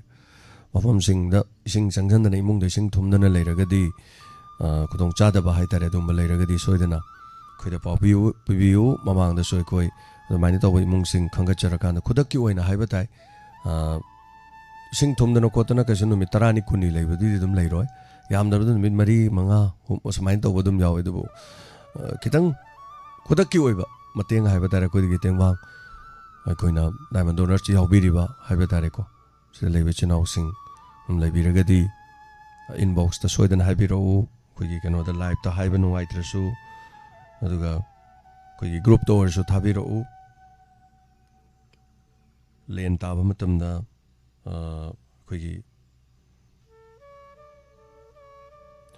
len taba matamda su akoina ngamba mateng adum pangi aduga thagachari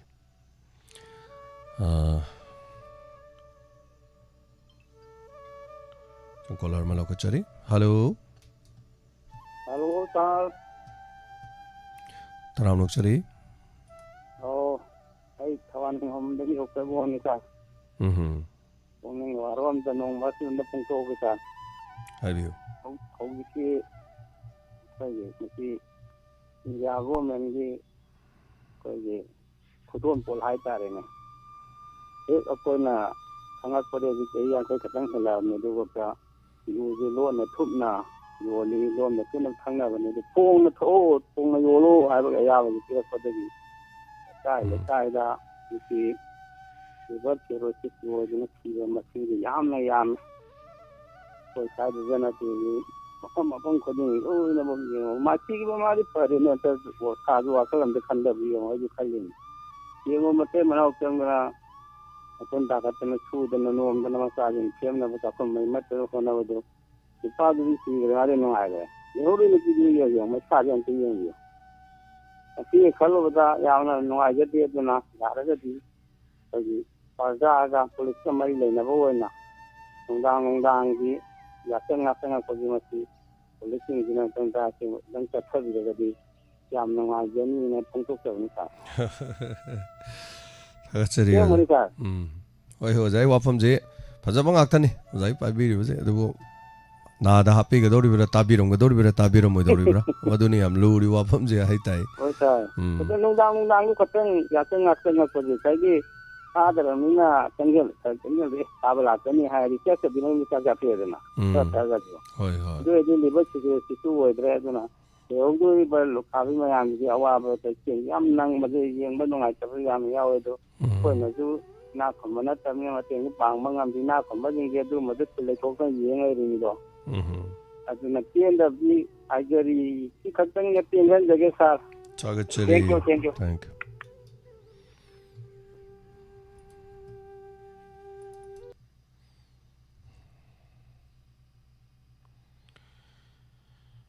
awaba miyobagi punchida ko noktuna leiba miyobagi punchi amada karama matamda karama mikop amada awaba malakani aduga awaba du loiba naida ngasi kaktang china piramaga hayin ngala fabana tab isada thengnagi ba china ama takana pankan es ayo haraga naraga ding halai dum phagi na punchi dadi tholokko tawdo wa to haitare ni ko china amana dum kaw ngamda dum miyobe punchi dum lenarin na tambang amana te ko ji karama matamda waba tani karama matamda taroi haiba ngamti awaba du khanga ga chatpang ngamada bu ni muksu miyobe punchi da thengna bada lan thengdo mai pa chaturis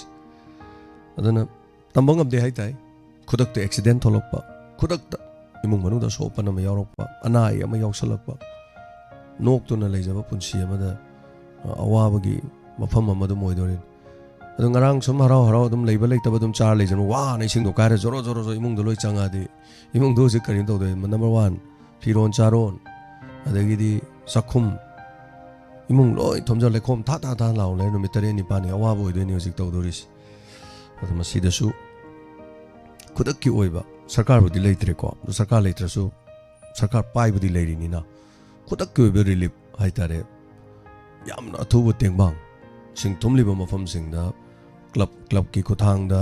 adu mera pai bi sing khuthang do irasu kodak da chana thakna ba cheng hawai acha thau sigumba adu hojik si phamung da phamchena leiba na ba yoram doini da Aramai Tengolgi Chino sing the Gomams in a low river Todang City. So river Todang Nico. The Mayam Nashitangang equally around by the Chay equally guide me a money Kakiwani the Kalak Bucket or Kanan around by saying I'm doing it. Around by Cherok to me to the Aramagam Hagayana Rudabu label Gumbo Oiramani. Around by Sukai chaining the way Angang sing Doctor around by Junaha Mayam Yawani came at them the Soiba Kotpa. Sometimes you're some topic of them out bigger than Tabak put away and lady missing the queen on let's say here. One son of Manabiru don't know what quite tabiam white. I don't know. Anyway, thank you so much. I quite told down Yamina say, I quite sing out day, quite sing Tom Day, what you want. Although saying Harakanda, I quite family members sing diamond donors that Yaron Bataragadi, or the Makushoidana, Namjab Habatare, Yamsam does sing a name of Humama. Kitang sing kara Hawaii kara Toroga Haitare Moilangaki, Queen hiding it, Quigis, Diamond Pulubogi, Diamond Tinarubogi, Diamond the family, the Yarubogi, Haitako, Quiningam Java, Quisuku be not a quick lady. Ador was a queen of the Silacodoin. The mong of the equated diamond donors gets the Jamanaba Wakalon Manaba, my arm Pulaga, a ray later Karatato Tasin Toratorize, other quiddy Tango Kermini, Torani and a Tolocraven. The Mamang does them to Giko, Ising Zorok, but Handok to get told down with luminosity. Puxin Zor was saying, Yani and a quizzing Tomaso, quick the Loxeroin. And they give Zasanatom, cry, quite hungry. Yani Loki, hang on Kango, as Yani, Towie. Yani do not have. Carry Gumba Yorum Taragadi, when I think Pam, I couldn't Sabadum Tozage. Could I go in on the sport, my farm do not Pungam Drezu, Zipegi Kotang, the Oresu, or the Karikari Tobayage, the Mukoying in the sea. Hi, Wapam Tamzagi. Hello, Mingamodele from IBC. Call to the river, it a while, Kaidagi Imaginasaki, Bisaymo. Chiropozina, you to get I am a pump below Wahale, Masi, okay, no salary in the Imagine, phone in Imagine, and the Masi. Social media the Ubada who is around by Timoli, Shasina, Buddha Maharaj, but ND College is Hatrishin, Gary the land for by Hatin Lukuibuko, the young Tagatari around by Tengolu, Tagatari at the demo, Zagi, Masiki Inspector, the Sinamaka, family of Putareki, Tazava, Traumbe Subuto. Chukimati Tazagre, Maduda, Yumba Lon, Janabi, the G, Rajnitiki, Artanitiki, Tabi Zogai. Yumshingon, Yumsaki Sabi, Taylor Kongi, the Yimong Zadana, Yum Sazandagi, among Openama, Musiki, Tole, but it's a going as soon as you are go. The Gi, but this is Hazen, but Antagasan in Isago, and the Yimu, Lalure Kangaba, Lala Vudu, Lale Kanga Hazavan and Bagit on Amsu, Sandiagi, Babukari, Babu, Yabu, Antagasari, and do a Patagon, the water in the Pata of the Kangan labor. And the game to now be Pagina, Amadi, that may be Pagi Yellow Aina, Atabakunum, and my Hali, the young Kosindogi, Masama Sari, with the king Kandada, or Mayam Yang Kandava, Kayaso Pondoli, Isabi, always soon Ponte, and this is Pavaka, the game to we will be a piggy, Pay Haitara, who did Long Mutani, Long Bogi Matanga, Zima, or Punk, the Hajaki, or Hainaki, a Herman, Masat, come see the Haini. Hagi Luhong and Toys and Mate, Chegis and Additionatava, Cape Kapa, Cape Inva, the Kudop Siviva, and the year Mito Tumbos and the Yang Lever, Cape to the Lagon to the Pachan, Yam Sangani, the Assuming I'm set on Mokotos and the social media, the appeal credit for Doneva. Social media was Hale, and the Dino, Maduna Tungi, who will labor for his eyes shooting it up, Mato Tamana, Matam, so early, I don't know what to do, Mato Tamansi, Tungi, who will labor, Miroda, Mato Tamansi. Haidana Imana Hajani, Medubi, the Mugdam over Sindin the Tobodo, those at Tonzandi, the Yumo, Luhong, where the tax, I mean, the road is America board of Panago Pamba, tax, I mean, the Zukunasu, Tomati, Mete, Janabita, Mete, Taxi, and my Nagomato, you can see hanging Imana, for the Gimo Maku Mamunda, the Gi, Matita, Makukum, this and this is what I don't jump to the box, Taxi, Amaman, Man Hajani, Hositan, Muko put the pottery. Takama Tom Hundred, 2 million Konai, Kaitari, Mianse, seeing the Daniel Mason, my resident of Ponto 7, WAROL. Tagatsarima. From Sing Habira Mema. Thank you so much. Upon Gada to me sing upon Gada, social media, the Ure Meamna, so was it? kurai hai kru makong da su angang chen da gi khot ki ga ba social media da su dum hai ba ta ba dum yaw re ramai tingol na mafam kya da teng pang ba du su dum ure makata na nong che dum nong ma nini se dum hojik su nong che dum makop dum lep tri makata na dum churok laga di khodong thi ba je hen na dum tholokini kal aduga amuk nong che hang ra ga su sumna tangi nimit nini khak homni khak nong su bada amaka chu chap mana la ka dori aduna lekai gi leriba launa ban sing so le khang ba mafam sing dudi lekai miyam tawdan hai tare ni uji kan je hoi gi oi ama MLA nu mele adu mu du thi dana hai tare lepak miyam masidi da kai no khara so kan de khoi khak wajabani no ko yam section thorang mu du mayam su lo khot pi ba dum chumme punjal laga khoi masen chap mana ne unity leina hai tare ko Kanada tainaruni Kanada hairuni aduna yembi bana so yembi ra sanu yembi dre thengna bata bani aduga tholi ba thodok sidi Manipur da 2000 kogi 16 and 17 adudigi kalaga koi na corona ke gela khudi nongbok tara khidram ni corona matam da hojik su mahi marong thari ba mi sing de sing siam da karoi sing jena mo henjala bani no je mahi marong je loi mangdori hojik angak pani awa bani piga dori se aduna asai imana binana habiramado mahuksa gi lairembi da taibang miyoi bana singna rubudugi madugi fall ni nairis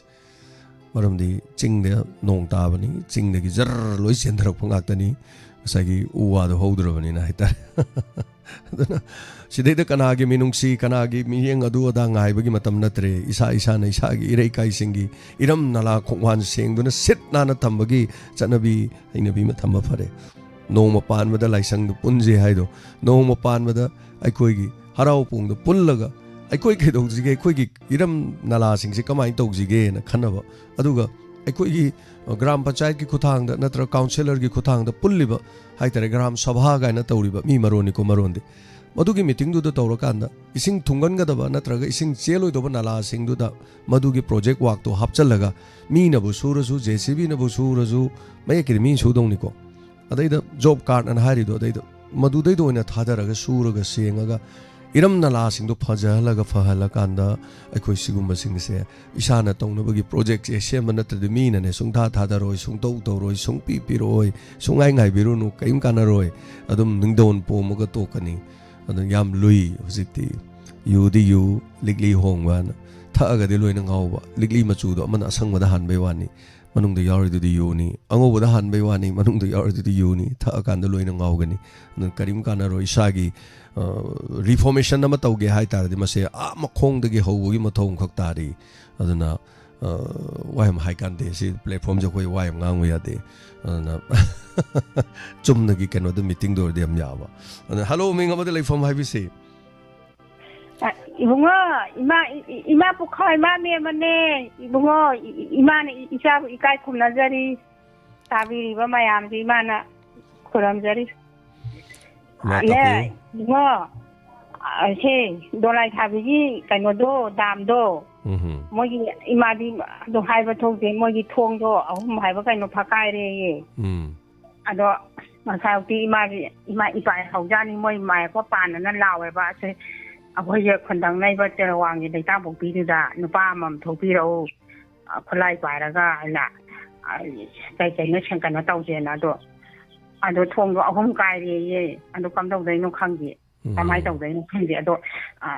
kai no mayam ta wi rang wa khang de chawa sang mayam do iman ahyang ban iman isa da nga hi ha hajar ai je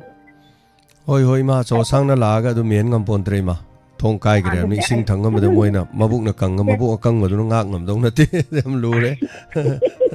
ado ta wi rang wa khang de e kari ta da ni loina kai ge soi pau loi yau gre di ma loina lo jing lo pau loi yau gre hai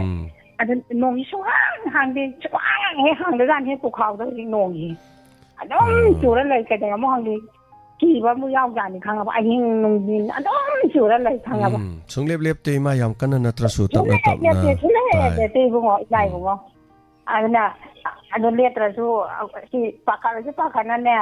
isa gi thom ni ta ga ni ma ya dam hin jan lai ja ba ni isa gi ta yai haja ba ka to su yam ngai ta ima gi ngai ta ri bo ko ana di isa gi na ꯀꯛꯆꯤꯡ ꯈꯨꯅꯧꯗ ꯆꯠꯂꯨꯕꯒꯤꯗꯣ ꯑꯉꯥꯡꯁꯤꯡ ꯇꯧꯕꯗꯣ ꯏꯃꯥꯁꯤ ꯌꯦꯡꯉꯦꯕꯀꯣ ꯌꯥꯝ ꯅꯨꯡꯁꯤ ꯄꯤꯁꯨ ꯑꯣꯔꯣ ꯑꯣꯔꯣ ꯇꯥꯏ ꯏꯃꯥꯒꯤ ꯃꯤꯠꯇꯒꯤ ꯑꯗꯣ ꯌꯥꯝ ꯅꯨꯡꯁꯤ ꯑꯉꯥꯡꯗꯨꯗꯨꯀꯣ ꯌꯥꯝ ꯅꯨꯡꯁꯤ ꯏꯁꯩꯗꯨꯁꯨ ꯐꯖꯩ ꯏꯁꯨꯁꯤꯡꯗꯨꯁꯨ ꯅꯨꯡꯁꯤ ꯑꯗꯣ ꯏꯆꯥꯅꯅꯦ ꯑꯗꯨꯁꯨ ꯂꯣꯏꯅ ꯎꯕ ꯌꯦꯡꯕ ꯉꯝꯍꯟꯕ ꯎꯕ ꯐꯪꯖꯕꯁꯦ ꯏꯆꯥꯕꯨ ꯏꯃꯥꯅꯅꯦ ꯊꯥꯒꯠꯆꯔꯤꯕ ꯑꯗꯣ ꯏꯆꯥꯗ ꯁꯨꯝ ꯑꯩꯅꯅꯦ ꯇꯝꯖꯔꯛꯏꯅꯤ ꯏꯕꯨꯡꯉꯣ ꯅꯨꯡꯉꯥꯏꯈ꯭ꯔꯦ ꯏꯆꯥꯒꯤ ꯊꯧꯔꯝꯁꯤꯡꯁꯦ ꯇꯥꯗꯅ ꯀꯨꯏꯅ ꯇꯥꯕ ꯉꯝꯕ ꯑꯣꯏꯖꯒꯦ ꯏꯕꯨꯡꯉꯣ ꯏꯆꯥꯁꯨ ꯅꯥꯗ ꯌꯦꯛꯇꯅ ꯅꯨꯡꯉꯥꯏꯅ ꯂꯩꯌꯨ ꯊꯥꯒꯠꯆꯔꯤ ꯃꯥ ꯌꯥꯝ ꯅꯨꯡꯉꯥꯏꯖꯔꯦ ꯁꯔꯨꯛ ꯌꯥꯕꯤꯔꯛꯄ ꯇꯥꯕꯤꯌꯣ ꯏꯃꯥ ꯔꯦꯗꯤꯑꯣꯗ ꯄꯥꯎꯁꯤꯡ ꯀꯔꯤ ꯑꯋꯥ ꯑꯅꯥꯒꯤ ꯍꯥꯏꯒꯗ꯭ꯔꯥ ꯆꯦꯛꯁꯤꯟꯅꯕ ꯍꯥꯏꯒꯗ꯭ꯔꯥꯀꯣ ꯑꯗꯨꯝ ꯑꯩꯈꯣꯏ ꯏꯟꯐꯣꯔꯃꯦꯁꯟ ꯂꯩꯔꯗꯤ ꯑꯗꯨꯝ ꯇꯥꯛꯆꯔꯛꯀꯦ ꯊꯧꯔꯝ ꯁꯟꯗꯣꯛꯑꯃꯁꯨ ꯐꯅꯌꯥꯝ ꯊꯧꯔꯝ ꯁꯟꯗꯣꯛꯑꯃꯁꯨ ꯈꯨꯗꯣꯡꯆꯥꯗꯕ ꯂꯩꯔꯦ ꯁꯤꯒꯨꯝꯕ ꯂꯝꯗ ꯑꯗꯨ ꯂꯩꯔꯦ ꯀꯥꯏꯅ ꯄꯥꯎ ꯂꯩꯔꯗꯤ ꯑꯗꯨꯝ ꯇꯝꯖꯔꯛꯀꯦ ꯃꯌꯥꯝꯗ ꯑꯞꯗꯦꯠ ꯍꯥꯏꯇꯥꯏꯀꯣ ꯊꯥꯒꯠꯆꯔꯤ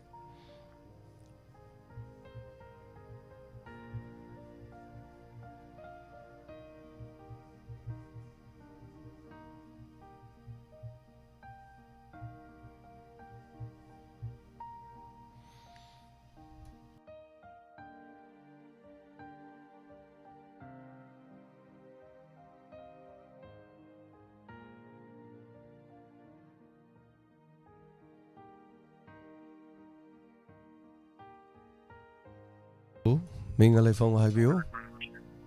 Hello, good afternoon, sir. I am sir. Tapiu, kari habini. Sir, masi nahan adum akogi nyamgi oibelenga amler medin nahan chicken tangi lakotri mamang lakot iram gadawani maram di kay the Manipur si nong kakitang tabaga irang khonglam amadi si tu khong punama loin mo chingman uya taki tuna katang tarpaga loin na chenthare ha se dum khangabani na madu chicken tharang lokot pirmaga di sarkar mle di governor di madu khang dabani na huji loir kam da wa bana pandong lo maka da huji mai gi yeng sang badi hore na pau da so hare lakshmi wa pham di huji masi khatang torpon ngong ko chen ta baga masi chingdel taribon ngong mayam si tapak to kumakani har si adum loin na madum khangam tapak to kumaga huji ture lawngam ban si ahan matam dre sembi wan law bu kaya do sembi manana tabi da ba dum wo lawngam man fatab mayam do ising la kan de di ujikti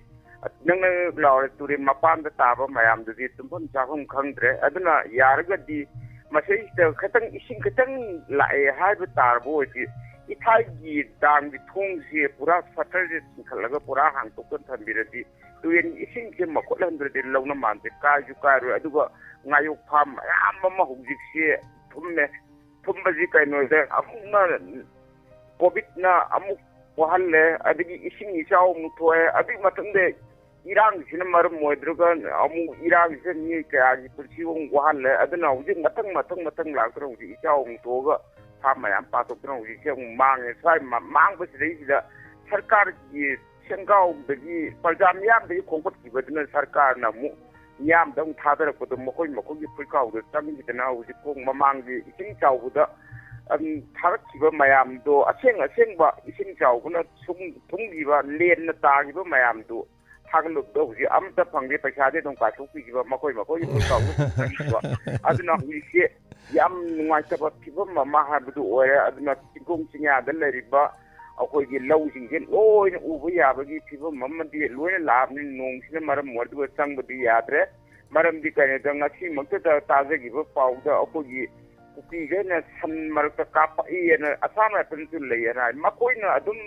irang je setem pot ke irang je adum moi lohin ning tre bazala makoi na thokna ba dum silla bra ha nyam yo hangum sila sai matang je sar Manipur til leibada adumi mati wa ba habadu oiga duri aduna masai matang da lengak ki akogi miyam gi lengak am tang leraga miyam gi awana sing gi khangbi ba bi irang sil loisne ba gi ta pamba yam tang putok piraga kona biraga di phai bi hena afaba oiga dra ha wa klo ni tamo tin legi sa chagachari kholaudi lakani mayam wakhan ta ba tamduni Loris mayam de dum kauna gi ni dum ade election guma kai guma la kusin yom yam chumna election to hon bagi mathong khak tai koina ꯏꯂꯦꯛꯁꯟꯁꯦ ꯁꯤꯗꯅꯦꯕ ꯉꯁꯤ ꯑꯩꯈꯣꯏꯅ ꯋꯥ ꯉꯥꯡꯉꯝꯗ꯭ꯔꯤꯁꯤ ꯀꯩꯒꯤꯅꯣ ꯍꯥꯏꯗꯤ ꯑꯩꯈꯣꯏꯅ ꯂꯧꯔꯨꯕꯗꯣ ꯑꯗꯨꯅꯅꯤ ꯂꯧꯔꯨꯗ꯭ꯔꯒꯗꯤꯀꯣ ꯇꯣꯛ ꯇꯣꯛ ꯇꯣꯛ ꯇꯣꯛ ꯍꯥꯏꯕ ꯉꯝꯒꯗꯕ ꯑꯗꯨꯅ ꯊꯥꯒꯠꯆꯔꯤ ꯁꯣꯁꯤꯌꯦꯜ ꯃꯦꯗꯤꯌꯥꯗ ꯚꯤꯗꯤꯑꯣ ꯃꯌꯥꯝ ꯐꯪꯉꯤ ꯑꯗꯣ ꯁꯣꯁꯤꯌꯦꯜ ꯃꯦꯗꯤꯌꯥ ꯚꯤꯗꯤꯑꯣꯗꯣ ꯑꯩꯈꯣꯏꯅ ꯊꯥꯕ ꯌꯥꯗꯦ ꯀꯣꯄꯤꯔꯥꯏꯠ ꯂꯥꯛꯄ ꯑꯗꯨꯝꯕ ꯃꯌꯥꯝ ꯂꯩ ꯑꯗꯣ ꯀꯅꯥꯒꯨꯝꯕꯅ ꯑꯩꯈꯣꯏꯗ ꯎꯍꯟꯅꯤꯡꯉꯦ ꯍꯥꯏꯗꯅ ꯈꯨꯗꯛꯀꯤ ꯑꯣꯏꯅ ꯃꯐꯝꯗꯨꯗꯒꯤ ꯅꯝꯃꯒ ꯊꯥꯕꯤꯔꯛꯄꯗꯨꯗꯤ ꯀꯔꯤꯝꯇ ꯀꯥꯏꯗꯦ ꯁꯤ ꯑꯩꯈꯣꯏ ꯏꯇꯥꯎ ꯏꯃꯣꯆꯥꯅ ꯊꯥꯔꯛꯄꯅꯤ ꯍꯧꯖꯤꯛ ꯍꯧꯖꯤꯛ ꯑꯣꯏꯔꯤꯕ ꯐꯤꯕꯝ ꯑꯌꯥꯡꯄꯜꯂꯤ ꯍꯥꯏꯕ ꯇꯥꯔꯦꯅꯦ ꯑꯩꯅ ꯌꯥꯝ ꯆꯠꯄ ꯂꯝꯕꯤꯅꯦ ꯁꯤꯒꯤ ꯂꯝꯕꯤꯁꯦ ꯊꯨꯝꯃꯤꯁꯦ ꯑꯗ ꯆꯠꯊꯣꯛ ꯆꯠꯁꯤꯟꯗ ꯍꯧꯖꯤꯛ ꯇꯧꯔꯤꯁꯦ ꯁꯤꯅꯤ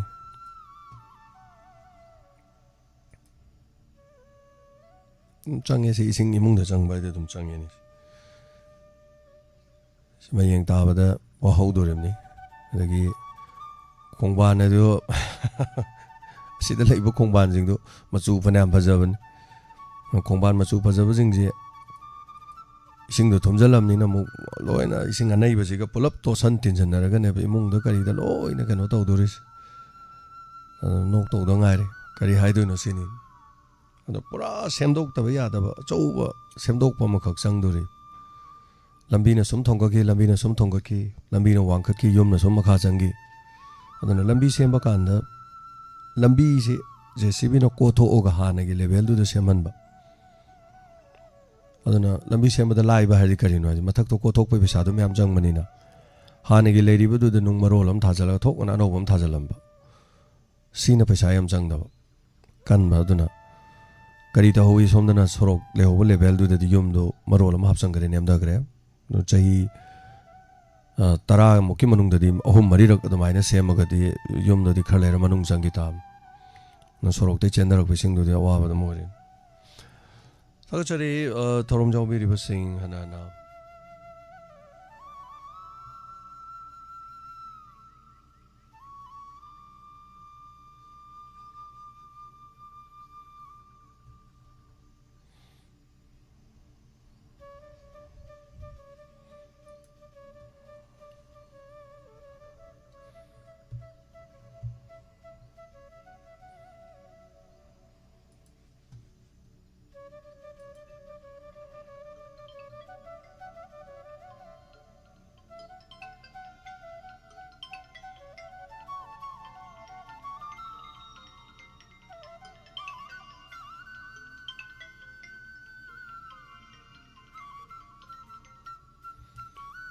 Hello. Hello, Yamba Nanok Secretary Kai Khangari. Tabi mo may apong Yamba kuihawde ne. Sing tawag ko din han. May department na so high gravity na mitmini humni. Kung sunget left na chugani.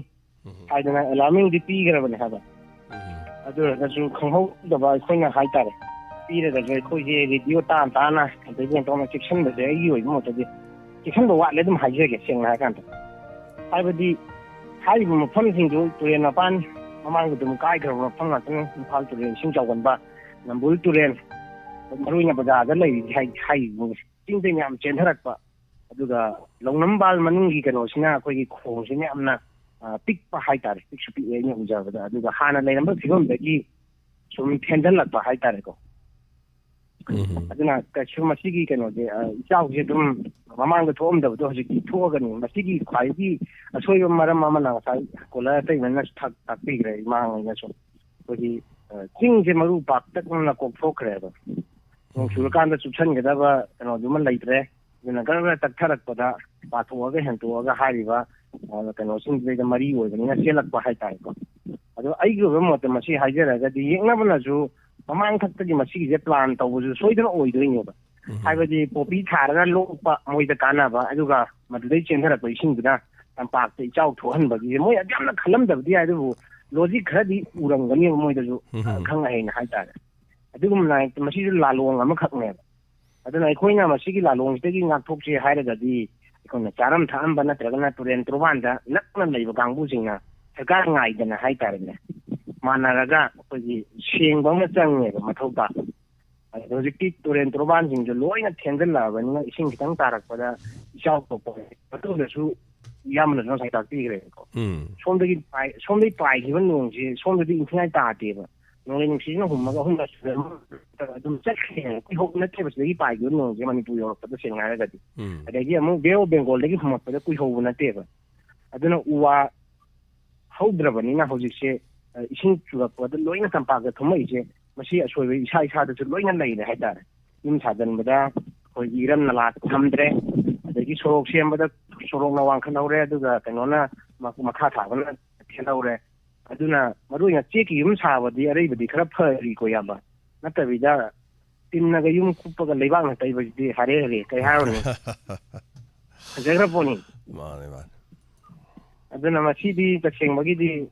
तसेंग हारगदी ngसाई सुमाइना लेबागना साब युमजिंग UEFA मनुंग लेबदी खरजु छप होंदोकदमनेबा असमदा तौरिजे सिनेबा असमदा yum तसेंगना मोइ साबा ngamdaba खमतना मोइदि अमतंग इसिंग थुमबदा ज्वाइना कायगरज मथंग साबदा सेंदंग पिदंग कोदना साबा ngambai शक्तिदो लेबनिना SIP सागरदा तोइनि इसिंग साब कांदा सुम तौरिजे अदना मोइ yum अरिंगबा सादेबा सुमाइना तबदना कोइ सागी मंगना साब कदोरे लामिंग पीरगांददी मफम चाबा जगह खरा अवांग मफम दो फोंदोकपा दुम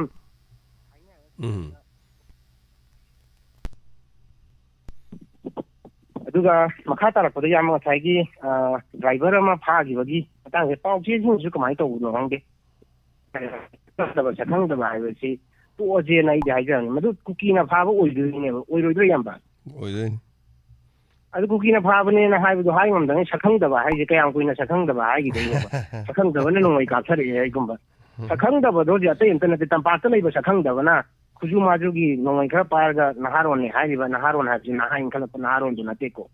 कोगी ममिंग मथा लेबा नातै पुदै जादबा सेन खाइरा हिंगी अचुंबदि तौबा पाम्बा अचुंबदि तौबा ngamद्रबा सेंना हाइरगा सुगुंबा जिंगने तौखनमा तने सखंगदबा हाइजे तंपाकिना दो जिंगदि मरोइना हाना तौरमबसिंदो खरा तोखथोखरा हजिना कुकी कांगबुना तौबने हाइबसे कोइ लोइ उरबा गातनेबा अदना सुमबा खंगे अदना साइजु सखंगदबा हाइबरा कैनो अमासु नोंगै काथरबा इसा सनगेन तौरिदा अदना नुआइते मसिगी पाउजे फोंदबनबु फरे कापकी खपसरजन मदु पाउदु फोंगा सखंगदबा हाइबदु यान पेनदे हाइता सखंगदबदु नतिना थौना लेदना कुकी नार्को टेररिस्टना कापकने हाइबा ngambagi पाउदु फोंना दिसनिदा माने अदुगा इरोइ लोइबदा गवर्नरना अखोइ यिंगसनगरे याम फरे अदुबु नुआइदबा पाउन खक्ता मणिपुर स्टेट ट्रांसपोर्ट थाबा बस मुथलु हाइबनन पु थाबा मुथलु हाइबा चप मानना अखोइ लांगोल गेम विलेज की दा आईडीपी चंजरगा द लैबा हाइतारेको केंगाय गम युम लैबसना ते लैबम लैत्रबा कांगबु दुमु मरि लैनाबसिना थो चलो हाइबदु मोइगे अरेंजमेंट तौबिरगा जफम हाबम थोक्तबरा हाइबनिदा अदु नोइना थो चलो हाइरगदि मोइदो चप मानना मणिपुर थागनु मुथलु हाइबदु चप मानना आईडीपी सिंदो सिजगरो तानबगा चप मानद्रा हाइबा सुमबा वाहंग याम तोलदे अदुना ननाउना थमदनिंगदि आईडीपी सिंग थोंना लैबियु कयाम कुइना नखोइ अदुमाइना लैगनि जोपदि आनागना ताले तालक्तबन तालक्तरे हाना हंजनबा ngमोइदबा मफमददि हजि चंगबदसु पाग या हैरोइदबनिना अतो मफमदा तंग साफगदबदा पेनना खल्लगा ओरसु एनी हाउ तौरगा अदुदा लैबदुना फगदबो मानथलक्तोगी ममीदुमा ननाउदो उजैको ननाउदि लैबदाइदसु कनाना तालक्कदुना यामबेम खुंगंगदगी शांतिपुरमा हेक्ता अदुम लै कनो तौरगा ओन्थोगा लैहम लैतबसिंदो खंतुआ लै हाइतारे अदुमाइना सत ताबदा मतम खरगी परमनेंट लैयो हाइबै नत्रगसु तौरगा लैमिनाबदुना फदौ माले अदुमबा मोड अमा खं अंगोंदा सुम फाउजै हाइतारे अदुना सिंगिनरिबा लैमिनरि दिचिन नाउ ngaktang ई मरि ngaktang आईडीपी सिंगु सुमाइना तौरगा ताथि तावैना तौबसि इशोरना जु मदु पैसना फबा इवी दौसु मादे मितै तागिबा पिजांसे यामना ममन लैबा अम खक्ने हाइतारे सिदंग थमजगे अमा थारतरि शेक्सपियर अयुक यावरपदा वीडियो येंगबदा हाइतार करी वीडियो लैगे करी थोक्रजानो सिंग इसाउदा कना वाना कई यावरजानो गानो सरापम वीडियो मरोलम येंग मरोल अमा वीडियो येंगबदा हाना आइन थेंगनाबा वीडियो अनि होम थेंगनादा हानागी वीडियो रसिबोन येंगे अदुगा लांगोल की गेम विलेज लेबा कांगू खरगी मिनट मरी मुक सांगबा वाकत हाइतारे खोंगसे फमुंगदगी मखा ताद्री ngada उरकपा ngarangdi ohowdre ngasi ui video di ngaranggi oibajan adu mayam group ta thanarabada ui adu pi mana haibde yam chumba haitare man khoi hanjallage कोई नोइना तालो चलो हारगन मोरे दा चलगे सिरोजो आदा सिजरो रगेन अदुना याम लुब फिबम अमदा हाइबता अदुदगी अमो मोइदे अहानबा लान जेनरकपदा थोलोबो कांगु नते हाय मोइसे लान जे थोक्रम मदुंगदा मे जून जुलाई अगस्त था मरी से म्यांमार दा लेरुरब म्यांमार दा चंगजफम लौरगा लेरुरब हाइतार अहानबा नोंमैसे दा मोरे दा कापकपसिदा ते युम मै थारकपसिदा आर्मी गी दा चेंजन मा कांगु न चंगहौरेको आर्मी गी दा चेलौदबो कांगु खरदी कराई चेनी सोंददी मोइ मीदो हादोरकपगी मै थादोकपै फियम लेमिन सोंद म्यांमार रोम चेंजलेदो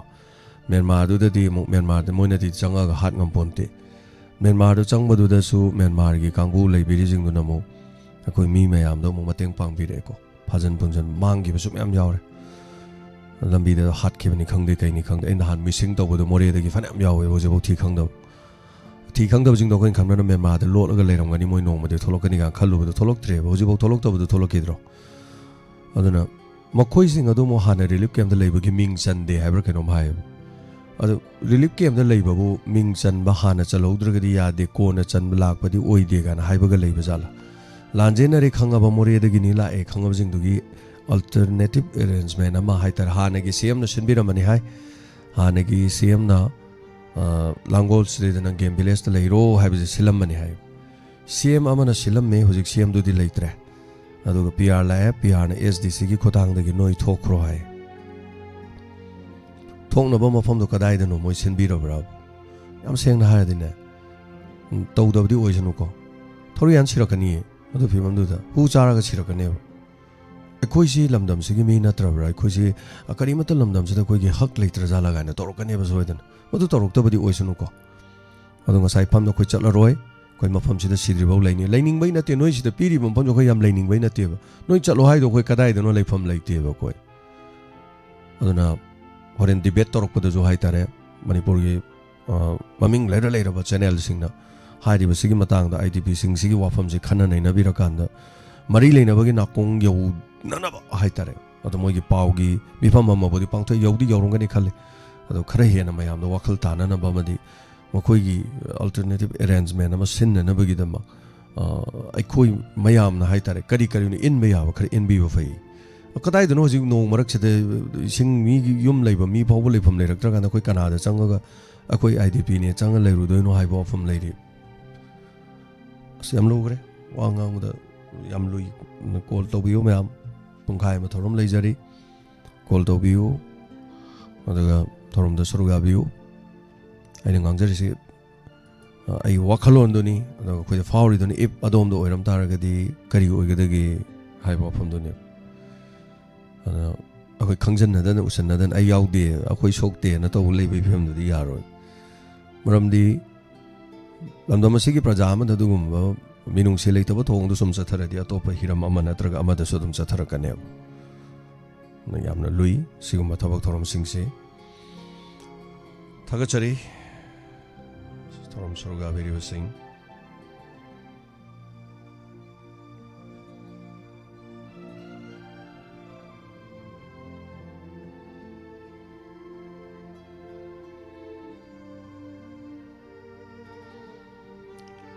Ima Sakina video number thabirei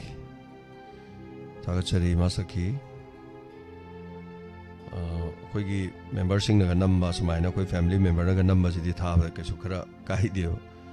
जि मयाम थाना रहि सिनि कॉपीराइट न लापनि नो कोसि कॉपीराइट सिंग से क्याम बेरा कागेबो चैनल द स्ट्राइक तौसलक सि नंग मी गे वीडियो नि नंग थागलि से गाने त तौवेबा दो न याम बेरा ओइबा हाइबा तारे ओहनजनिंग बा खंगनजनिंग बददि माइ गे वीडियो से कनो तौबे थाजनि निंगे खन्दबा मी गे चैनल म मांग ताहन गे जे त इराइ लाहेबो जे कि मतम दति अदुना सोइजे लाव बंगाक्तन Ima Saki Sagol Bangi the my video se doki mate minute second am 10 male ko ma hoi lerak maya thoma male Ima Saki je na hamuk su butong gim ko ima na hamuk su butong gi bane butong ka sakum da chak thong bagi gano ulakhi bane hello oh zataram nok chari haibi ꯍꯟꯊꯔꯒꯗꯤ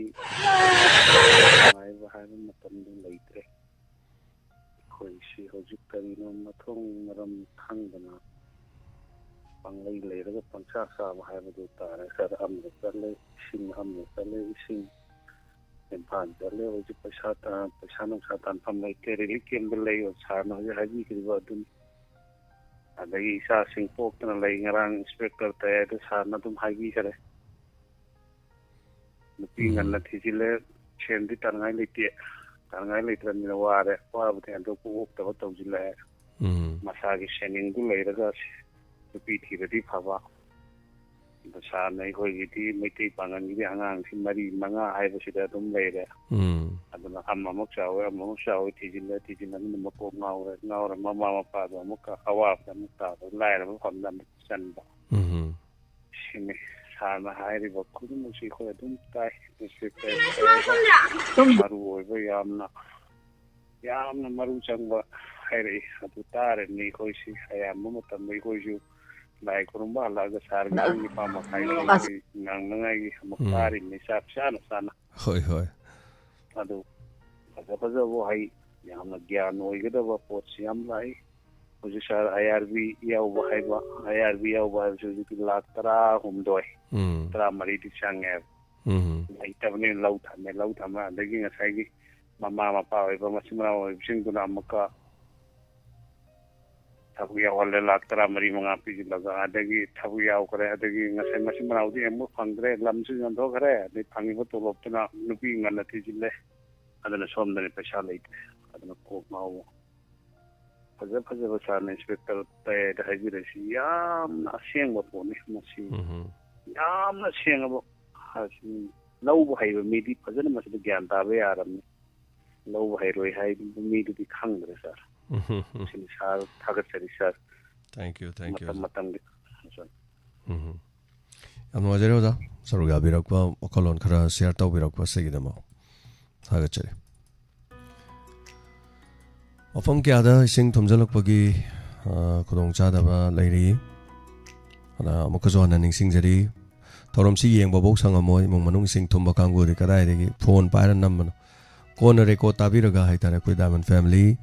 diamond ꯗꯣꯅꯔꯁꯀꯤ ꯏꯃꯨꯡ ꯃꯅꯨꯡꯗ ꯏꯁꯤꯡ ꯊꯨꯝꯗꯅ ꯍꯧꯖꯤꯛ ꯂꯩꯐꯝ ꯆꯥꯐꯝ ꯂꯩꯇꯗꯅ ꯑꯩꯉꯣꯟꯗꯒꯤ ꯃꯐꯝ ꯑꯃꯗ ꯁ꯭ꯀꯨꯜꯗ ꯀꯝꯃ꯭ꯌꯨꯅꯤꯇꯤ ꯍꯣꯜꯗ ꯀꯔꯤꯗ ꯂꯩꯕ ꯌꯥꯎꯔꯒꯗꯤ ꯑꯩꯈꯣꯏ ꯃꯦꯝꯕꯔꯁꯤꯡ ꯚꯤꯗꯤꯑꯣ ꯃꯇꯦꯛ ꯑꯃ ꯅꯝꯃꯒ ꯊꯥꯕꯤꯔꯛꯎ ꯑꯗꯣ ꯑꯩꯈꯣꯏ ꯀꯣꯜ ꯇꯧꯖꯔꯛꯀꯦ ꯃꯐꯝ ꯑꯗꯨꯗ ꯈꯨꯗꯛꯀꯤ ꯂꯥꯛꯄ ꯉꯝꯗ꯭ꯔꯒꯁꯨ ꯑꯩꯈꯣꯏꯒꯤ ꯗꯥꯏꯃꯟ ꯗꯣꯅꯔꯁꯀꯤ ꯃꯦꯝꯕꯔꯁꯤꯡ ꯈꯖꯤꯛꯇꯪ ꯑꯣꯏꯔꯕꯁꯨ ꯈꯨꯗꯛꯀꯤ ꯑꯣꯏꯕ ꯃꯇꯦꯡ ꯍꯥꯏꯕ ꯇꯥꯏ ꯑꯩꯈꯣꯏ ꯇꯧꯖꯅꯕ ꯍꯣꯠꯅꯖꯔꯤ ꯃꯌꯥꯝ ꯑꯩꯈꯣꯏꯗ ꯄꯥꯎ ꯄꯤꯕꯤꯌꯨ ꯍꯥꯏꯗꯅ ꯍꯥꯏꯖꯔꯤ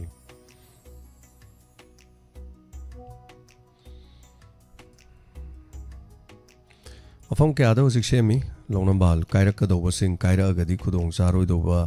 ꯂꯩꯕꯁꯤꯡ ꯃꯐꯝꯁꯤꯡꯗ ꯁꯦꯝ ꯁꯥꯕ ꯌꯥꯝ ꯆꯠꯊꯅꯔꯤ ꯃꯌꯥꯝꯅ ꯁꯣꯁꯤꯌꯦꯜ ꯃꯦꯗꯤꯌꯥꯗꯁꯨ ꯑꯗꯨꯝ ꯑꯌꯥꯝꯕ ꯂꯣꯏ ꯎꯔꯦ ꯁꯣꯁꯤꯌꯦꯜ ꯃꯦꯗꯤꯌꯥꯗ ꯁꯤꯒꯨꯝꯕꯒꯤ ꯃꯌꯥꯝꯅ ꯄꯨꯛꯅꯤꯡ ꯂꯧꯁꯤꯡ ꯑꯣꯏꯕ ꯌꯥꯕ ꯚꯤꯗꯤꯑꯣ ꯐꯣꯇꯣꯁꯤꯡ ꯌꯥꯝ ꯎꯏ ꯍꯥꯏꯕ ꯇꯥꯏ ꯁꯤꯁꯨ ꯃꯍꯥꯕꯂꯤꯒꯤ ꯃꯐꯝꯁꯤ ꯀꯥꯏꯒꯗꯧꯔꯦ ꯍꯥꯏꯗꯅ ꯃꯌꯥꯝꯅ ꯁꯦꯝ ꯁꯥꯕꯒꯤꯅꯤ ꯍꯥꯏꯕ ꯇꯥꯔꯦ ꯁꯤ ꯌꯦꯡꯕꯤꯌꯨ ꯃꯌꯥꯝ ꯀꯥꯏꯒꯗꯧꯔꯦꯅ ꯃꯌꯥꯝ ꯁꯦꯝꯃꯛꯏꯅꯤ ꯁꯤ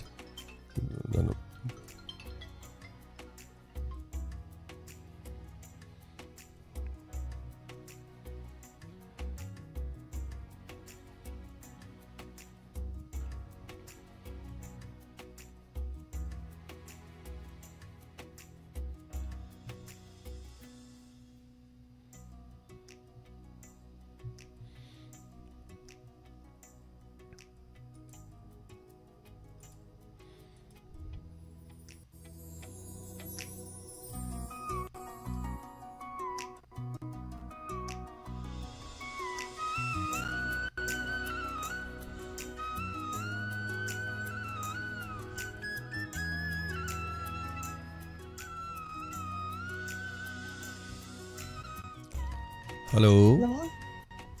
Sir, good afternoon. Taramokchari, minga leifam haibiyu. Anjali Singh Tham Thowan Khengwandagi. Khengwandadi sing chawbro Anjali. Dum manare kaga. Turian imai thangale. Ado pathokpa khotpa kaigidi yaudri ko. Adudi yaudri. Anjali oi turen maya oi bro turen mapan oi bro oi turen ge hek sorok wang ma oi adadi turen mapan di tha lau bro pik bro PS khara hena hen kala de tum pathore ya mana ngai sing to busi oh mamang da thum ba yaw gro ba khoi yum di thum de ado thangna ba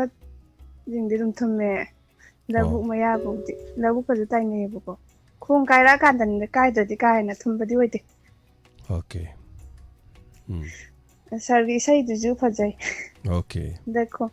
अदुगा सुम लाते कुइना थलक्ट्रदि जोखा वइनिंगनेना आई phone यादबगिनि सारता सेंना हारदा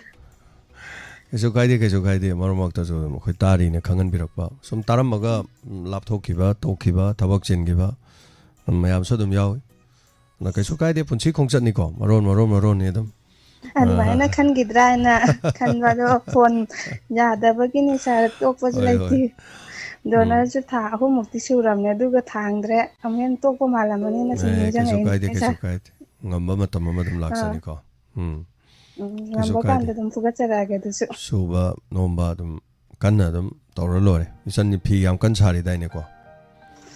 sari le pa yade du su hoi honabi aduga tawba yaba yomda tabak ne plus toksan ba ama toksan ba yaba je toksan biu ama kana dre da ama kana ba ma da matam yam chang da ba yaba polam sing hai bitai eda toksan biu re kai te kai ni leite mi ma pot ural udra lore ngamna ba hai tare idi yam hai jab ne na hamuk su ko chingum thab jam kana ni chingum thab biu ga hai ai khoi di ai di pakang ngoni ni chingum ga hi thare ba aduga chingum do